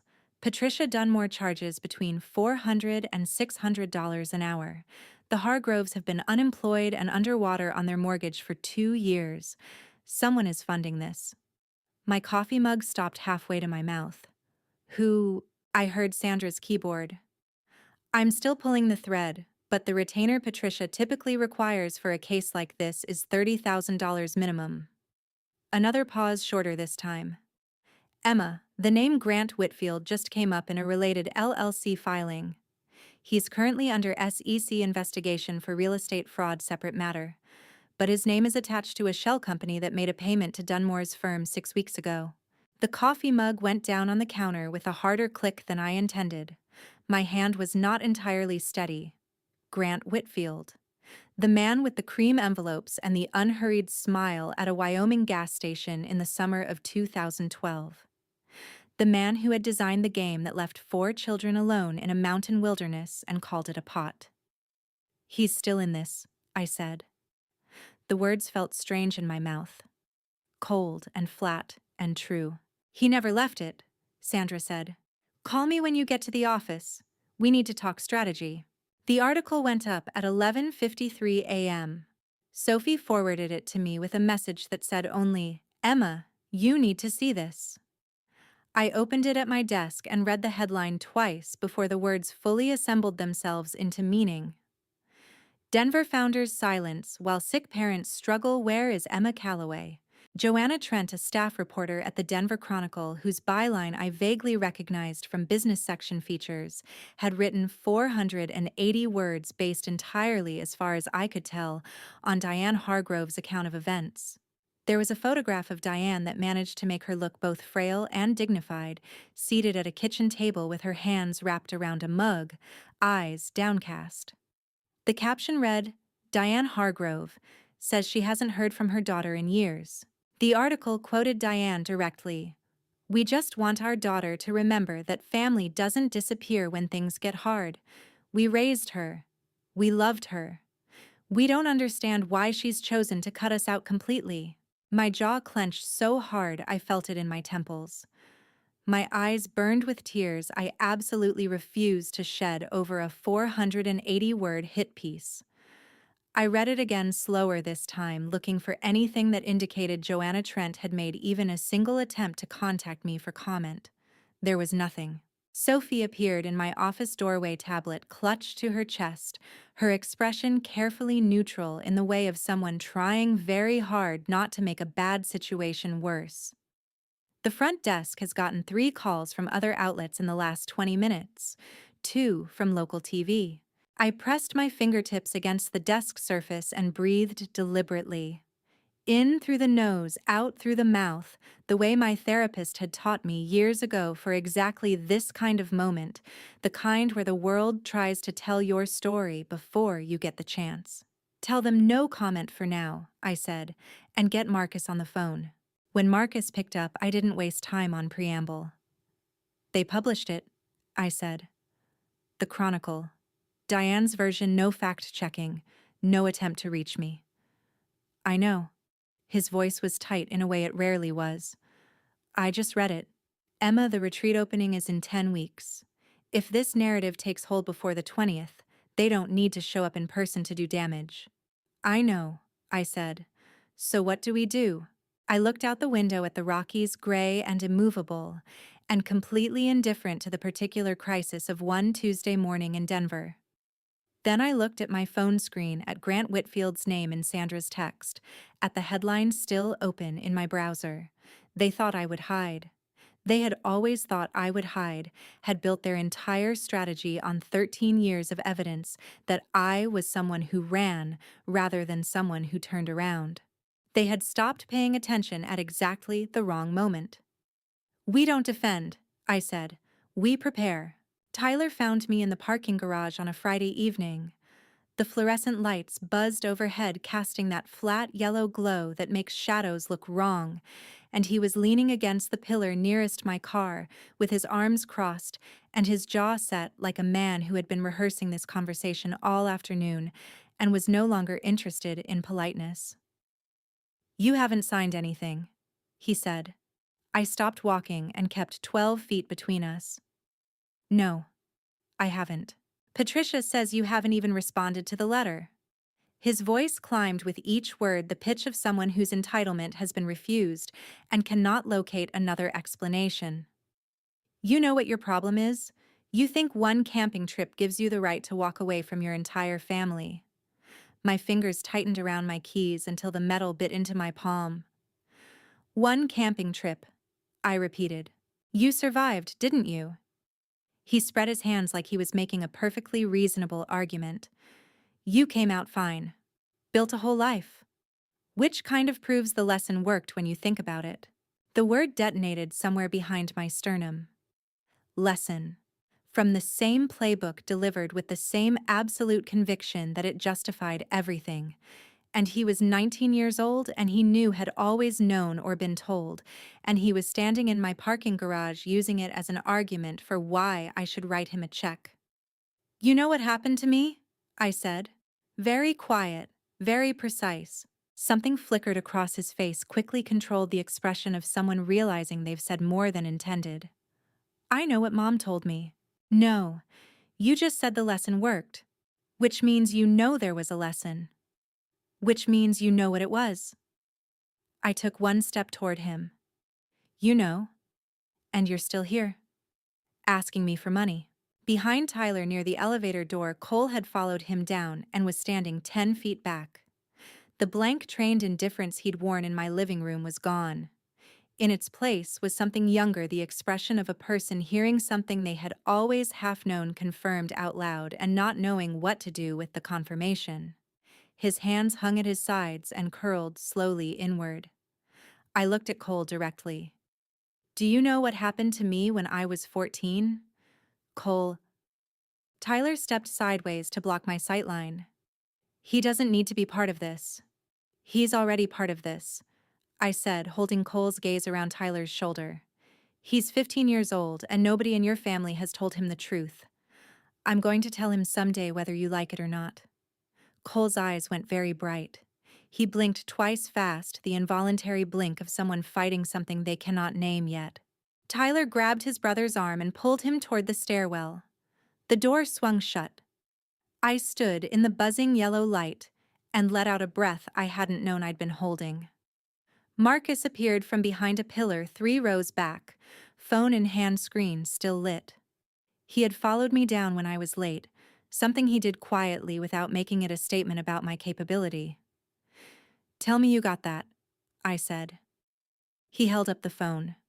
Voice memo. Started when he said lesson. The tension left my shoulders all at once, the way adrenaline does, sudden and total. My hands started trembling. I pressed them flat against my thighs and breathed deliberately. "Tyler just handed us something." "Yes," Marcus said. "He did." Grant Whitfield called the following morning. Sandra was already in my office when my personal cell rang from an unknown number. She looked at the screen and said quietly, "Speaker, I'm recording." Colorado allows one-party recording, meaning Sandra present in the room could legally record without disclosing it. Her device was running before I answered. "Emma Calloway," I said. "Emma."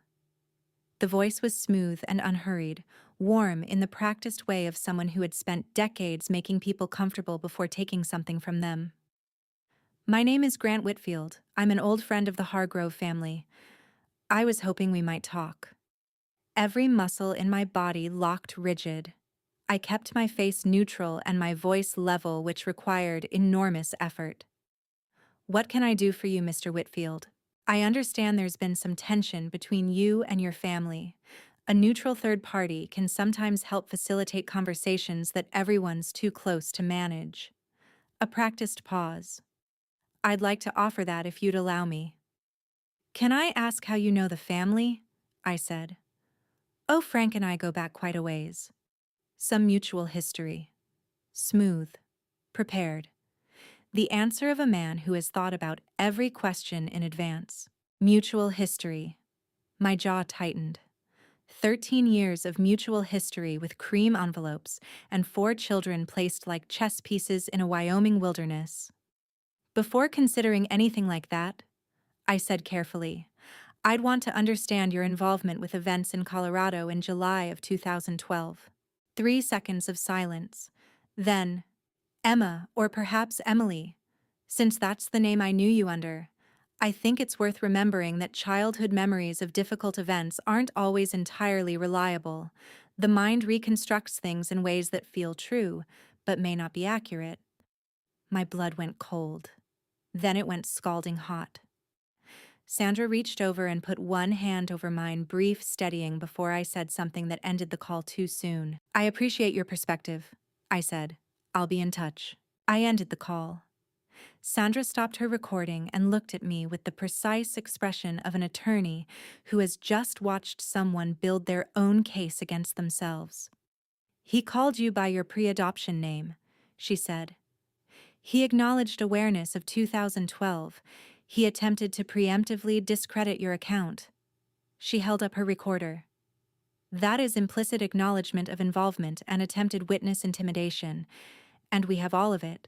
My hands were shaking not from fear, but from the particular vibration of someone who has waited 13 years for something and just watched it walk into a trap of its own making. He's been tracking me, I said. He knew my name before I changed it. Sandra. Which means his involvement never ended. We're looking at a coordinated effort, Whitfield, the Hargroves, Dunmore. We move carefully and we move fast. Before I reveal what Sandra found, something that reframed every single thing that had happened to me since I was 14, comment, reveal it, so I know you're still here. Because what comes next changes the entire shape of this story. And a reminder, this story carries fictional elements woven in with care. If you'd rather not continue, you're welcome to step away, but the truth at the heart of what follows is something I think you'll want to hear.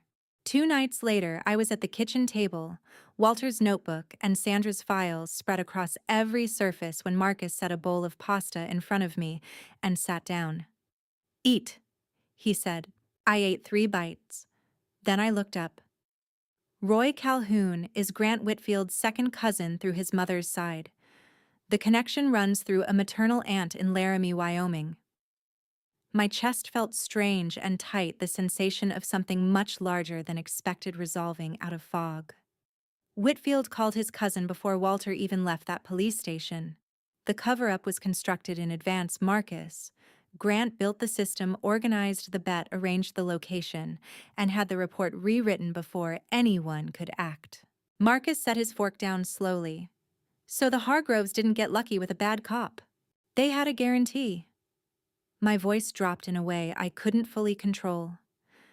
And Grant has been watching me since the moment Walter filed that original report. 13 years. He knew exactly where I was. Marcus pushed back from the table and stood walking to the window. Denver glittered below us, indifferent and alive. When he turned back, his expression was furious and focused in equal measure. He's not helping the Hargroves because he cares about them, he said. He's protecting himself. If you go public, he goes down with them. I picked up my fork again because Marcus had cooked, and I had learned a long time ago that you could be in the middle of the fight of your life and still need to eat dinner. The retreat opens December 20th. They'll come. Whitfield will make sure of it. He needs to resolve this before his SEC situation escalates. I need them all in the same room in public where they cannot control what happens next. Marcus sat back down. He looked at me across 13 years of accumulated evidence, and something in his face shifted to something quieter. "You're going to end this at the lodge," he said, "at the place where it started." "Yes." A long breath left him. "Then we have 8 weeks." He reached across the table and covered my hand with his. "And we will be ready." The call from Walter came Thursday evening while I was in the bath, one of the few places where my brain genuinely rested. His name on the screen. I answered immediately, sitting up so fast water sloshed over the side. "Dennis Pratt called me today." Walter's voice carried a weighted quality I had heard only a handful of times, the voice of a man reporting something he had been waiting to say for a very long time. Dennis Pratt, the young officer who had sat in Roy Calhoun's office in 2012 with his mouth pressed shut and his eyes on the floor while Walter was dismissed. "What did he say?" "He knows Sandra is investigating. He said he's been carrying what he saw in that office for 13 years and he's done." Walter paused. He kept the original draft of the report, Emma, the one Roy wrote before he changed it. Suspected child endangerment, multiple victims, evidence of organized activity. He kept it in an envelope in his desk drawer for 13 years because he couldn't throw it away and couldn't figure out how to use it. My throat closed. My eyes burned so suddenly that tears ran down my face before I had decided to cry, the fast, involuntary kind that comes when you receive news you have needed for a very long time. "He'll testify," I managed. I wrote down exactly what he said. Walter's voice thickened slightly, the careful thickening of a man controlling something large. "He said I should have spoken 13 years ago. I'm not making the same mistake twice." I pressed my free hand flat against my sternum and held it there. All those years. A document sitting in a desk drawer in a small Colorado town while I built a life from scratch and tried not to think too hard about the fact that no one had ever been held accountable. And Dennis Pratt had kept it. Had carried it the way you carry something you know matters even when you don't yet know how. "Walter." My voice came out rough and unsteady. "How did you feel when he called?" A quiet moment.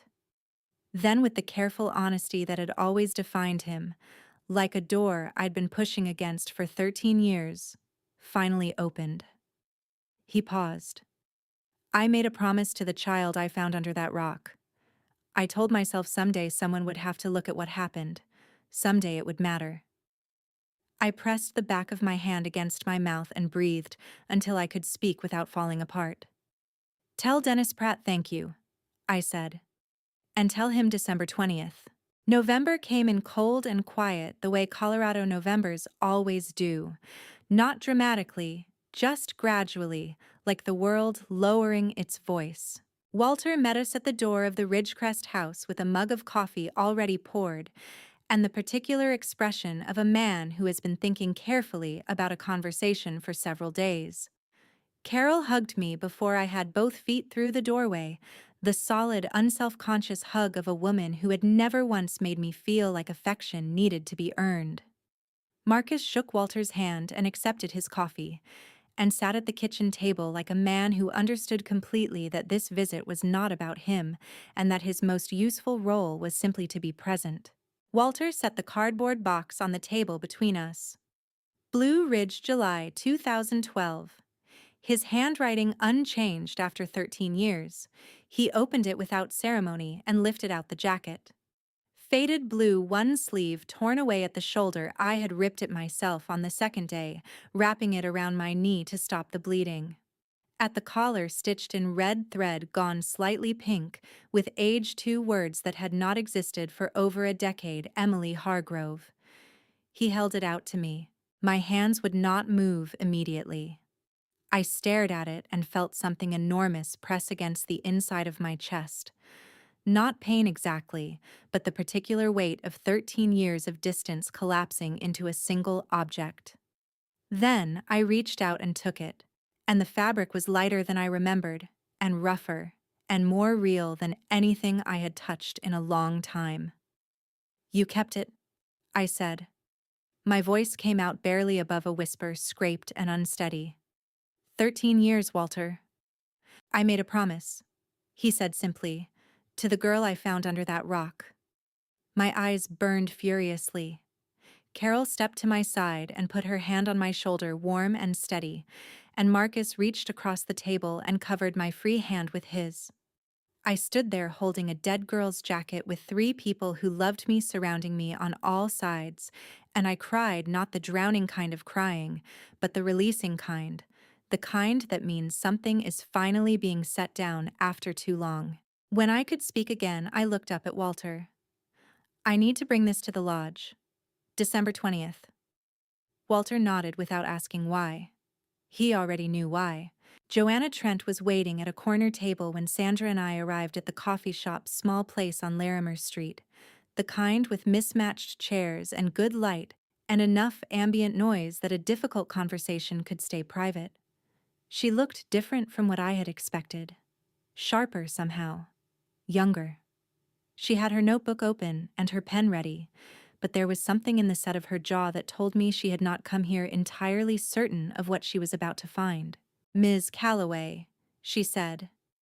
Thank you for agreeing to meet. I almost didn't, I said honestly, pulling out the chair across from her. You published 480 words about me without making a single attempt to reach me for comment. Joanna's jaw tightened. She didn't argue. You're right. That was a failure on my part. Sandra set the folder on the table between us and pushed it toward Joanna without a word. The reporter looked at it, then at Sandra, then opened it. She read for 15 minutes straight, not skimming reading with the focused intensity of someone who processes information for a living and has just encountered information that is reorganizing everything they thought they understood. Her pen went still. Her coffee went cold. Twice she went back to reread a section, and the second time she did her hand pressed flat against the table as if she needed to anchor herself. Finally, she looked up. Her eyes were different now, not the sharp, slightly skeptical eyes of a reporter working a story. Something more personal had moved into them, something that recognized what it was reading from the inside. Mrs. Hargrove told me you left because you didn't want to go to school, Joanna said. Her voice had gone quieter. That you were a difficult child who exaggerated everything. She set the pen down. I published that, without checking. I'm sorry. Why didn't you check? I asked. Joanna was quiet for a moment. Then, because she cried, and I let it be enough. She looked at the folder. I grew up with an aunt who cried strategically. I should have known better. Her voice was very controlled, but something underneath it was not. Is that why you're telling me this? Because you think I'll understand it from the inside? I held her gaze. I'm telling you because the truth is going to come out December 20th regardless. I'm giving you the chance to be on the right side of it when it does. Joanna picked up her pen. I'll write the correction, and I want to be at the lodge on the 20th. She looked at me steadily. I won't get it wrong twice. Amber Doss appeared on Sandra's laptop screen at exactly 2 in the afternoon. Portland gray sky, visible through the window behind her, her dark hair pulled back, her hands folded in her lap with the careful stillness of someone who has learned to take up as little space as possible. When she saw my face on the screen, she burst into tears immediately. Not the slow-building kind, but the sudden, overwhelmed kind. The tears of someone who has been holding a door closed for a very long time and just felt it give. I wasn't sure you'd be there, she said, pressing the back of her hand against her eyes. I kept thinking maybe Sandra had told me wrong and it would be someone else. It's me, I said. My own throat had tightened to almost nothing. I'm right here, Amber. She pulled in a breath and straightened, visibly reassembling herself with the practiced effort of someone who has survived things by learning to function through them. Okay, she said. Okay, I can do this. Sandra walked her through the formal statement process gently but precisely the way she handled everything. Amber gave her full name, her age at the time of the Blue Ridge incident, the names of her parents, the amount her family had contributed to the pool, how long she had been left alone 28 hours, and what condition she had been in when a passing hiker found her near a creek bed. Her voice stayed level through most of it. It broke twice, once when she described calling her mother's name in the dark, and once when she said, "I spent years thinking I invented the whole thing, that I was crazy, that families just did things like that sometimes, and I was too sensitive to understand." "You didn't invent it," I said. My voice had gone fierce without my deciding it should. "You were 13 years old and you were placed in a wilderness by adults who were gambling on whether you'd survive. That is not something a child invents." Amber pressed her lips together so hard they went white. Then she nodded once with the slow certainty of someone accepting a truth they have been circling for a long time. Before we ended the call, she looked directly at the camera. Emma, are you scared?" I thought about it honestly. "Yes," I said, "but I'm more scared of doing nothing." Amber held the camera's gaze. "Then I'll be there. Whatever you need. Wherever you need it. I'll be there." The email arrived on a Saturday morning, forwarded from a probate law office in Cheyenne, Wyoming. Sandra called me before I had finished reading the subject line. "Check your inbox," she said. "A man named Beverly Marsh, one of the parents from the Blue Ridge event in 2012, passed away in August. His estate attorney just executed a posthumous instruction. He left an email to be sent after his death. Beverly Marsh." I didn't recognize the name, but I recognized immediately what he was: one of the 4 adults who had stood in that Wyoming parking lot and accepted a cream envelope from Grant Whitfield and driven their child into the mountains. I read the email 3 times. It confirmed everything. Grant Whitfield's full name. The total amount of the pool, $310,000, exactly as I remembered.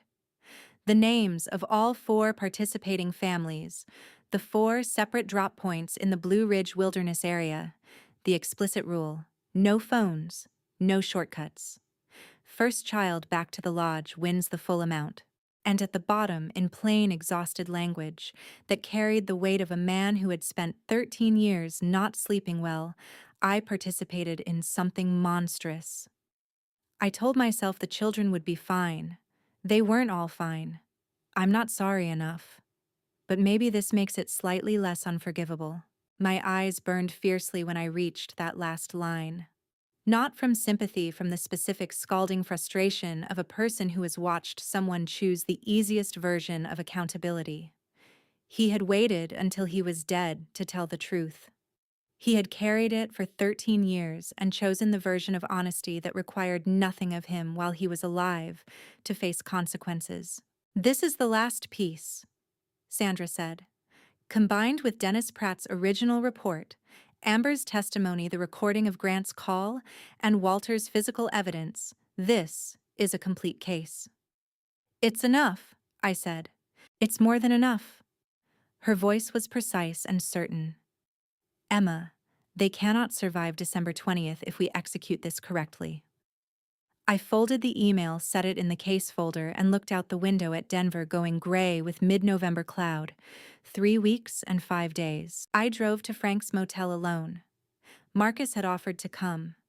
I had said no, not because I wanted to protect Frank from a witness, but because this particular conversation needed to happen between the 2 of us and no one else. Some things required the exact configuration of people who had been present at the original wound. The motel sat off a frontage road west of the city, the kind of place with a vending machine outside every other door and a parking lot that smelled of exhaust and fast food. Room 14. I knocked twice. Frank opened the door and aged 10 years in my eyes in the span of a second. He was thinner than he'd been in October, the gray in his hair now dominant. His eyes carrying the specific dullness of a man who had stopped sleeping well some time ago. He stared at me like I was a vision he hadn't prepared for. "Emma," he said, "can I come in?" He stepped back. The room smelled of coffee from a convenience store cup and the particular staleness of a space someone had been living in too long. I didn't sit. I stood near the door and looked at my father, this man who had driven away from me on a mountain road, and felt the fury and the grief and the complicated exhaustion of it all pressed tight against my ribs. Grant Whitfield is under SEC investigation, I said. His connection to the Blue Ridge event in 2012 is about to become part of a much larger legal matter. The cover-up is unraveling. Everything is unraveling. I watched his face go white, then gray. I came to tell you that so you understand what is happening. And so you understand that I know what you chose on that mountain road. Frank's mouth opened. He pressed his hand over it, then dropped it back to his side. His voice when it came was the voice of a man reaching for something to grab onto. That was Diane said it was the only way. I had debt, Emma. $300,000 of debt. And Whitfield said if I didn't participate, he'd call it in and we'd lose everything. I didn't have a choice. You had a choice on that road, I said. My voice was very quiet and very hard. You saw me. You took your foot off the gas. I know because Walter kept Frank Hargrove's statement from July 17, 2012. You told the responding officers you wanted to stop. Frank's face crumpled completely.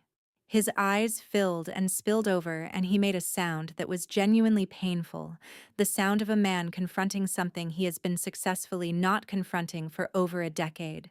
I know, he said. His voice broke on both words. I know. I have thought about that road every single day for 13 years. I looked at him crying in a motel room west of Denver and felt something that was not forgiveness and was not hatred, but existed somewhere in the complicated territory between them. I didn't come here for an apology, I said. I came to give you a choice. December 20th. The truth will be told in public. You can be on the right side of it or you can stand beside Diane. That is the only option I'm offering you. I left without waiting for his answer. Some things you had to let sit before they became decisions. Diane chose the hotel lobby neutral ground, she said in a text delivered through Patricia Dunmore. She was already seated when I arrived, posture perfect, a cup of tea in front of her that she had not touched. Patricia stood near the far wall, close enough to observe but far enough to deny involvement. In my left ear, Sandra listened through a wireless earpiece, her recorder running. I sat down across from Diane and looked at her, really looked the way I hadn't allowed myself to in October. She looked exactly the same. That was the most unsettling part. Whatever had happened in the past 13 years had not marked her the way it had marked everyone around her. I appreciate you coming, she said. You asked, I said. I came. What do you want? Diane set her hands flat on the table and looked at me with an expression I had never seen on her before, not calculation, not performance. Something that looked almost like sincerity, which made it more frightening than anything else she could have shown me. I want you to understand something, she said. I want you to look at what you've built, the studio, the lodge, this life you have, and understand that you built it because of what we did. Not in spite of it. Because of it. The air went out of my lungs. I sat very still. You are strong, she continued, leaning forward slightly. You are resourceful. You are exactly the person I knew you could become. And that is not an accident, Emily. That is the result of every lesson, every difficult experience, every moment we pushed you further than you thought you could go. Her voice was warm with a conviction that was genuinely hers, not performed. You should be thanking me. Something went very cold in my chest, and then very, very hot. I pressed my hands flat on the table to keep them from shaking visibly, and looked at this woman who had left me in a wilderness at 14 years old, and had somehow in the intervening 13 years constructed a story in which that made her a good mother. No, I said. My voice came out steady as stone. I built what I built because Walter Hayes found me before I died of dehydration. I built it because Carol Hayes knocked on my door instead of walking in. I built it because Sandra Kowalski gave me the legal tools to become someone new. I held her gaze without blinking. You gave me nothing except the knowledge of what I was surviving. Diane looked at me for a long moment. Then, you'll regret this. I already told you, I said, standing up. I don't regret things I choose with full information. In my ear, Sandra said quietly, Got everything? I picked up my bag. I'll see you December 20th. Cole knocked on my door on a Tuesday evening, alone. No Tyler. No Diane. Just Cole, 15 years old, dark curly hair, wearing a jacket 2 sizes too big, holding his phone in one hand and a folded piece of paper in the other. His eyes were red around the edges, the specific red of someone who had been crying recently and had stopped only recently. I found something, he said. His voice was rougher than usual, stripped of the careful blankness he'd worn every other time I'd seen him. Tyler left papers at the motel. I read them. He held up the folded paper. I recognized it immediately as a copy of the 2012 family court filing, the one that contained the full account of what had been done and why. Is this true, all of it? I opened my door wider. Come inside, Cole. He sat at my kitchen table and Marcus set a glass of water in front of him without being asked, then leaned against the counter and stayed there, present but unobtrusive the way he always was when someone needed space to fall apart safely. Cole unfolded the paper and spread it on the table between us and looked at the words with the expression of a person who had read them 10 times and was still hoping the meaning would change. 41 hours, he said. You were 14, and they just left. His voice cracked down the middle. Mom always said you ran away, that you were dramatic, and you invented stories and you couldn't handle being part of a real family. He pressed the back of his hand against his mouth, fighting it, losing. His eyes filled and spilled over and he didn't try to stop it. I believed her. I've believed her my whole life. You were a child, I said. She told you what she needed you to believe. I was horrible to you when you came to the apartment. His voice broke completely. I didn't say anything, I just stood there, and I was cold to you, and I didn't know Emma. I swear I didn't know. Cole? I reached across the table and put my hand over his. He was shaking, the fine, full-body trembling of someone whose foundation has just shifted beneath them. You were 15 years old when you stood in my hallway. You were raised by the same people who left me in those mountains. That is not your fault. Cole pressed both hands over his face and sobbed openly with the total lack of self-consciousness of a boy who has just learned something that broke a story he had been living inside his whole life. Marcus pushed the box of tissues quietly across the counter. I kept my hand on Cole's and waited because some things needed to be cried through before they could be spoken through. When he finally looked up, his eyes were swollen and his face was blotched, and he looked younger and more real than he had at any point since I had first seen him in my hallway. What can I do? He said. I looked at my youngest brother, this 15-year-old who had walked across Denver alone to find out the truth, and felt something warm and tentative open in my chest. Stay here tonight, I said. And on December 20th, stay away from the lodge. Let me handle it. Cole nodded. Then he looked at Marcus, then back at me. Is she going to be okay after all this? I thought about Diane's face in the hotel lobby, the warm conviction of a woman who believed completely in every terrible thing she had ever done. I don't think okay is the right word for your mother, I said honestly, but I think justice might be. Huang Sao. I had not been back to Blue Ridge since Walter carried me out of it. That was the thing I had not told anyone, not Marcus, not Sandra, not even Carol. That in all the months of purchasing the property, signing the contracts, reviewing the architectural plans for the lodge renovation, I had managed every single step of it from a distance. Site visits handled by the project manager, inspections attended by the contractor, Emma Calloway, founder and creative director who could build a brand for anyone and had spent 3 years building this one without once setting foot on the land it was named for. But December 5th arrived gray and cold and clear, and I drove up with Marcus and met Walter and Carol at the gate, and I made myself walk through it. The lodge sat at the edge of a wide clearing, warm wood and river stone, tall windows that caught the pale winter light, a small covered porch with 2 rocking chairs that Carol had apparently noticed immediately because she made a pleased sound and said, "Those are good chairs. Someone chose those thoughtfully." Walter walked beside me toward the tree line. He moved the way he always moved in the mountains, unhurried, certain, like a man for whom this terrain was a language he had spoken so long it required no translation. He stopped at the edge of the clearing where the spruce trees began, and I stopped beside him. And we looked at the same dark tree line that I had stared at from the ground in July of 2012, with the entire weight of my body failing me. "You bought this back," Walter said. "Yes." My voice came out steadier than I expected. "Why this one? There are other properties." I looked at the trees. The same elevation, the same quality of light in the afternoon, the same cold coming off the ridge in the distance. My chest ached with something that was not quite grief and not quite triumph, but held pieces of both.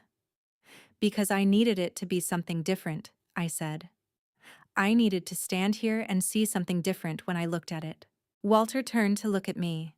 His gray eyes were very bright, and he pressed his lips together for a moment before he spoke.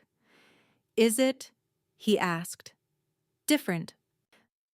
I looked at the clearing, at the lodge with its warm windows, and Carol already testing one of the rocking chairs with an expression of genuine satisfaction. At Marcus standing near the entrance with his hands in his pockets, watching me with the patient attention of a man who understood that this moment required him to simply be present and not fill it with words. My eyes burned hot and sudden, and I let them. "Yes," I said. My voice cracked on the word, and I didn't try to smooth it over. "It is." Walter put his hand briefly on my shoulder. Then he said very quietly, "Bring the box on the 20th. "I know," I said. "I will." Sandra spread the complete case file across her conference table on a Tuesday morning, and I stood at the end of the table and looked at 13 years of truth, made physical and visible and organized. The faded blue jacket in its evidence bag, Walter's hand-drawn maps and trail photographs, Dennis Pratt's original draft report suspected child endangerment, multiple victims' evidence of organized activity in a separate sealed envelope that Sandra handled with the particular reverence of someone who understands the weight of a document that should have existed in an official file for 13 years but didn't. Beverly Marsh's email printed and notarized. The audio recording of Grant Whitfield calling Emma by her pre-adoption name and suggesting her memory was unreliable. Marcus's voice recording of Tyler saying the lesson worked. The transcript of Diane's hotel lobby conversation with Sandra's timestamp. Amber Doss's signed witness statement. 8 items, Sandra said, moving along the table with her reading glasses pushed up into her hair. Each one individually significant. Together, they constitute a case for child endangerment conspiracy and falsification of official records. The SEC investigation into Whitfield creates a parallel federal track. She looked up at me. When we hand this to the district attorney's office on December 21st, they will have everything they need. Dennis Pratt's voice came through on speaker when Sandra called him to confirm. "I'll be at the lodge at 9 a.m. on the 20th. In uniform." A pause. I've been waiting a long time to say that sentence. Sandra ended the call and looked at me with the expression she wore when she had done everything that could be done and was satisfied with it. "You know they'll try to make it ugly on the 20th, she said. "Diane won't go quietly." "I know." I looked at the jacket in its evidence bag, Emily Hargrove, still visible at the collar in faded red thread. "I'm counting on it." Sandra held my gaze for a long moment. Then something shifted in her usually precise expression, something warmer and less professional. the expression of a woman who had spent 10 years watching Emma Calloway build a life and understood what it had cost. "You've done everything right," she said. "Every single step." My throat tightened. "Thank you," I said. "For all of it. For the decade of it." Sandra straightened her reading glasses and picked up her pen in the way of someone returning deliberately to professionalism because the alternative was getting emotional in her own conference room. "Don't thank me yet," she said. "Thank me on the 21st. 6 days before the opening, Marcus said the thing I needed most to hear. It was an ordinary evening pasta on the stove. December dark outside the windows, Max asleep on the couch with his torn ear flat against the cushion. I was at the kitchen table going through logistics notes and not really seeing them. My mind already at the lodge, already at 10 a.m. on the 20th, already running the variables of everything that could go wrong. Marcus turned from the stove, still holding the wooden spoon, and said without looking up, "Do you know what I love most about you?" I looked up from my notes. "Tell me." He turned then. His expression was serious in the particular way that meant he had been thinking about this for a while and had decided it needed to be said out loud. "From the very beginning, from when you were 14 years old in that forest, you never once called what happened to you normal. You knew it was wrong before anyone else told you it was. Before Walter said the words. Before the judge said the words, before Sandra put it in a legal document." He set the spoon down and looked at me directly. "That is not a small thing. Most people who are hurt the way you were hurt spend years being convinced they imagined it. You never let them convince you." Something broke open behind my sternum. My eyes flooded without warning, the fast, hot tears that come when someone sees you accurately and says it out loud. I pressed my hand against my mouth and breathed through it and did not try to compose myself quickly because Marcus had never once required me to be composed on his behalf. "I spent a long time being afraid they were right," I said when I could speak. "That I was dramatic. That I exaggerated." "I know," he said, moving to the table and crouching in front of my chair so we were eye level. He took both my hands in his. "And you did it anyway. You built this anyway. You got here anyway." His voice was rough at the edges now, too. "I just need you to know that I see that. All of it." I looked at this man who had sat with me through every version of this story and never once asked me to make it smaller or more comfortable or easier to be around. My heart felt so full it almost hurt. "I love you," I said. "I know," he said. "Eat your pasta." I laughed, wet and genuine and completely real, and for a few hours on a December evening in Denver with Marcus and pasta and Max snoring on the couch, the 20th felt very far away and entirely survivable. Cole arrived at the coffee shop 3 minutes early. That detail mattered to me, the 3 minutes. It meant he had left wherever he was staying with enough buffer to make sure he wouldn't be late, which meant this meeting mattered to him in a way that required preparation. He was already at a corner table with a hot chocolate going cold in front of him when I walked in, and when he saw me, he sat up straighter with the particular alertness of someone who has been rehearsing what they're about to say. I sat down across from him and ordered a black coffee and looked at my 15-year-old brother, still wearing the oversized jacket, still with that quality of someone taking up less space than they were entitled to, and waited. "Mom texted me last night," he said without preamble. He picked up his phone from the table and turned the screen toward me. "She thinks I'm still on her side. She doesn't know I came to see you." I read the message. Diane's words characteristically precise and characteristically cold beneath their surface warmth. "Remember to stand with me on Saturday. Don't talk to your sister. Don't answer questions from anyone you don't know. Let me do the talking. We need to present a united front." My jaw tightened. United front. The language of a general, not a mother. "She has a plan," Cole said. His voice was tight with something that was equal parts anger and grief, The specific combination of a person who loves someone and has just understood clearly that the person is not who they believe them to be. She's going to show up and make a scene in front of everyone there. She told Tyler to be ready. He set the phone down and looked at me with eyes that were red at the edges again, the red of someone who had not slept enough in several days. I thought you should know exactly what you're walking into. I reached across the table and put my hand over his. His fingers were cold and they tightened around mine immediately, the reflexive grip of someone who needed an anchor. Thank you, I said. Genuinely, this helps. I want to do more. He said, his voice cracking with frustration.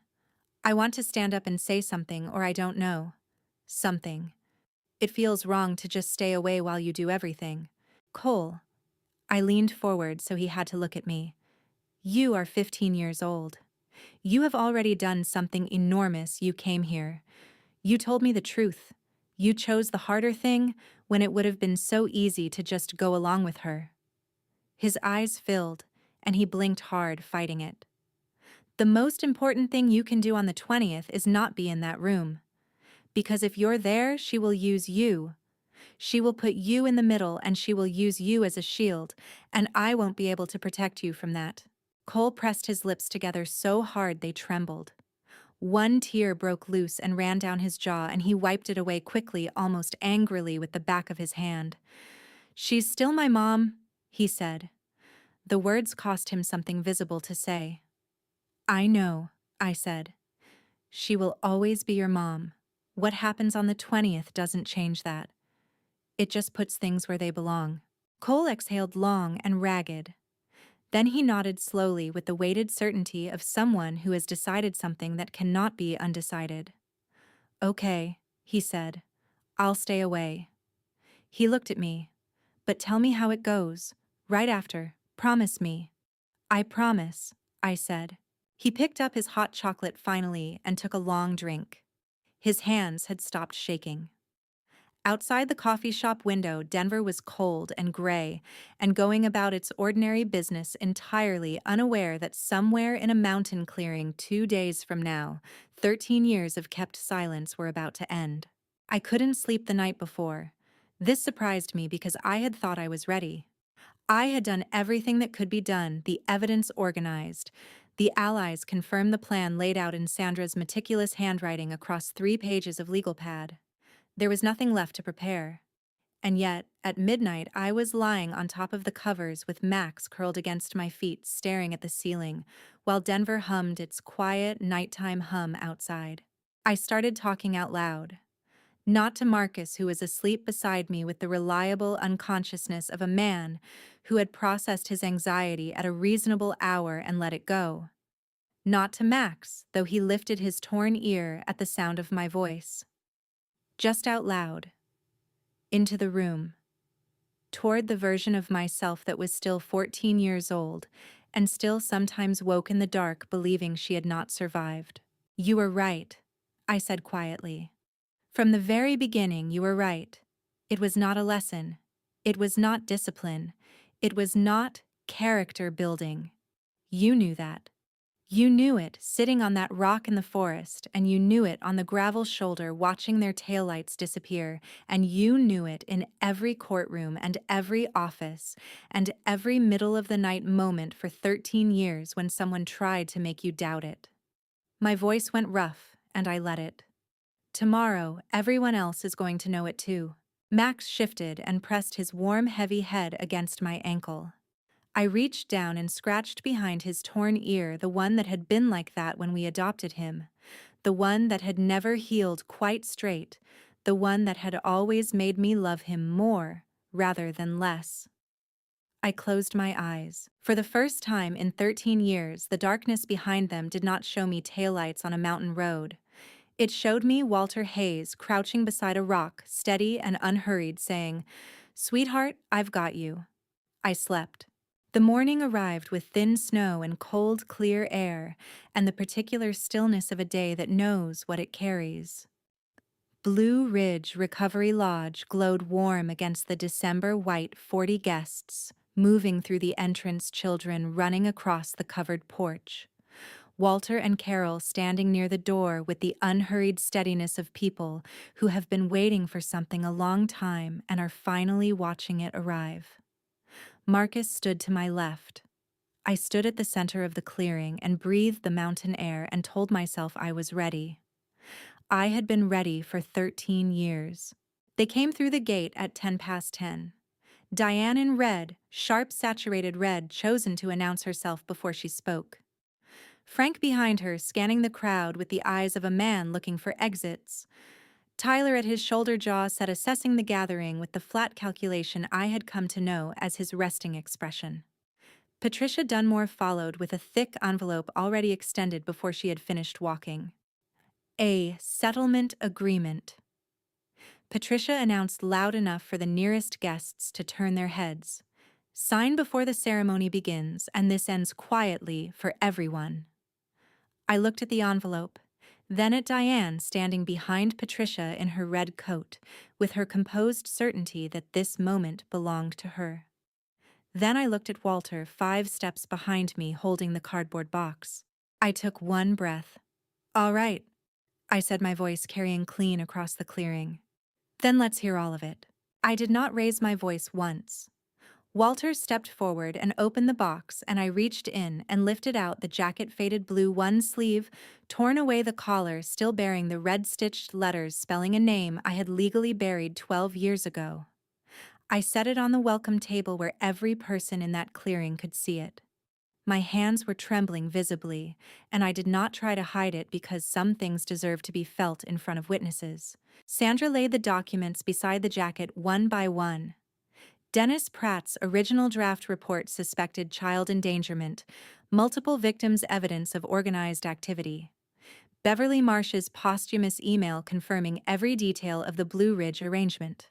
The audio recording of Grant Whitfield calling me Emily and suggesting my childhood memory was unreliable. And the transcript of Diane Hargrove in her own voice, telling me I should be thanking her for what she did. Joanna Trent stood from the guest chairs. She had published her full investigative piece at 6 that morning. I had read it over coffee while the first snow was falling, and her voice carried the weight of someone who had already put her name on the truth. I'm Joanna Trent, Denver Chronicle. 3 weeks ago, I published a story about Emma Calloway based on a single unverified source. This morning, I published the full investigation. Everything on that table has been independently documented and confirmed. Frank stared at the documents and then grabbed Diane's arm. "We have to leave," he said, his voice thin and urgent. "Right now we need to go." Diane did not move. She was looking at the jacket at Emily Hargrove in faded thread, and something moved through her face that I watched carefully. Not remorse. The expression of a person who has encountered an obstacle they had not calculated for and has not yet found the reclassification. Tyler looked at Joanna's camera, looked at the guests, looked at the table, and for the first time since I had known him as an adult, he had absolutely nothing to say. His mouth opened, his jaw worked. The calculation behind his eyes ran visibly and came up empty. Dennis Pratt stepped forward from the crowd. He was in uniform patrol jacket badge, clearly visible, and he carried the quiet authority of a man who had been waiting 13 years for exactly this moment. "My name is Dennis Pratt. I was a patrol officer in Ridgecrest County in 2012. I was present when this case was reported and when the official record was falsified. I am here today to confirm that every document on this table is accurate." Diane turned to me. Her voice was cold and very controlled. "You will regret this, Emily." I looked at her. This woman in red, this woman who had crouched to my eye level 100 times and called cruelty a curriculum, and felt something release in my chest that had been held tight since I was 9 years old. Something that had been braced and locked and costing me every single day finally let go. "My name is Emma," I said. "And no, I won't." Frank and Tyler walked out. Patricia Dunmore picked up her envelope without a single word and followed them through the gate. Diane stood a moment longer, long enough to make clear she was choosing to leave, not being made to, and then turned and walked away. Her red coat crossing the clearing and disappearing through the gate and gone. Sandra touched my arm quietly. "I'm delivering the full package to the district attorney's office this afternoon." Her voice was precise and certain, and everything I needed it to be. "It's done, Emma." My legs felt strange beneath me, not weak, just suddenly aware of themselves, the way your body reminds you it exists after you have been running on pure intention for months. Marcus put his arm around my shoulders, and I leaned into him and let the lodge go on around us, full and warm and alive. By 3 in the afternoon, the snow had melted into the grass, and the light had gone long and gold across the clearing. Walter and Carol stood beside me at the back fence looking out at the spruce tree line. The same ridge, the same cold coming off the mountain, the same darkening sky above the same trees where a 14-year-old girl had once walked until her legs gave out. But the clearing between us and those trees was full now. Picnic tables, a fire pit, children's voices drifting warm through the lodge windows. Carol reached up and put both arms around me and held on, and she was crying the way she always cried when something mattered openly, completely, with no apology. "You did it," she said against my shoulder, her voice bright and broken with joy.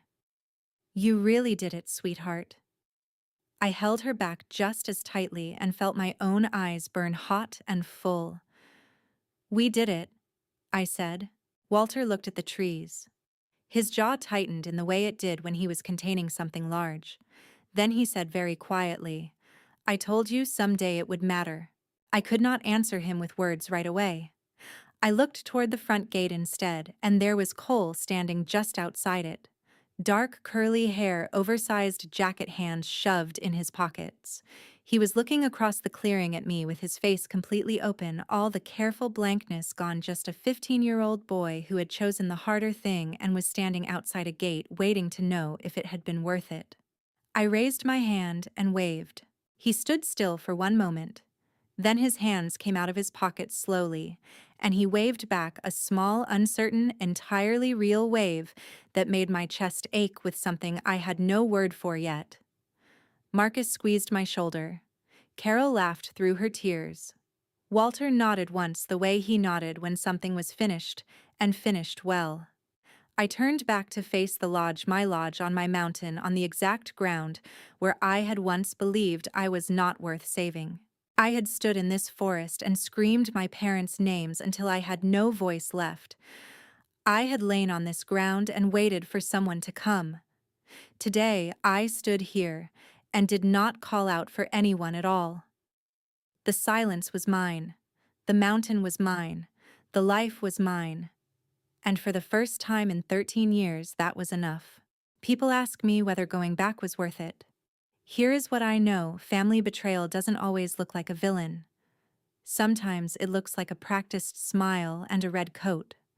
Sometimes it looks like a man who takes his foot off the gas and then puts it back. The most dangerous wounds come from people who genuinely believe they are doing you a favor. Don't do what I did. Don't wait 13 years to name it. Don't let someone else's certainty that they were right become your uncertainty that you were wrong. Find your Walter Hayes early, the person who keeps the truth when everyone else has moved on, who knocks before entering, who stays beside you in the dark without being asked. I made choices driven by fear more times than I care to admit. But I believe God placed Walter Hayes on that mountain trail that July morning for a reason. Nothing that happened to me was wasted. The lodge I built on the ground where I was left is proof that survival can become something more than just not dying. It can become a place where other people are found. If this story reached something in you, if you have carried the weight of family betrayal and needed to know someone else came through it, leave a word in the comments. Share it with someone who needs it tonight. Subscribe so you never miss what comes next. To everyone who stayed until the very end, thank you. It means everything. One Last Note stories ahead contain fictionalized elements created to explore the human experience with honesty and care. If that's not for you, choose what serves you best. But if you're staying, I'm truly glad you're here.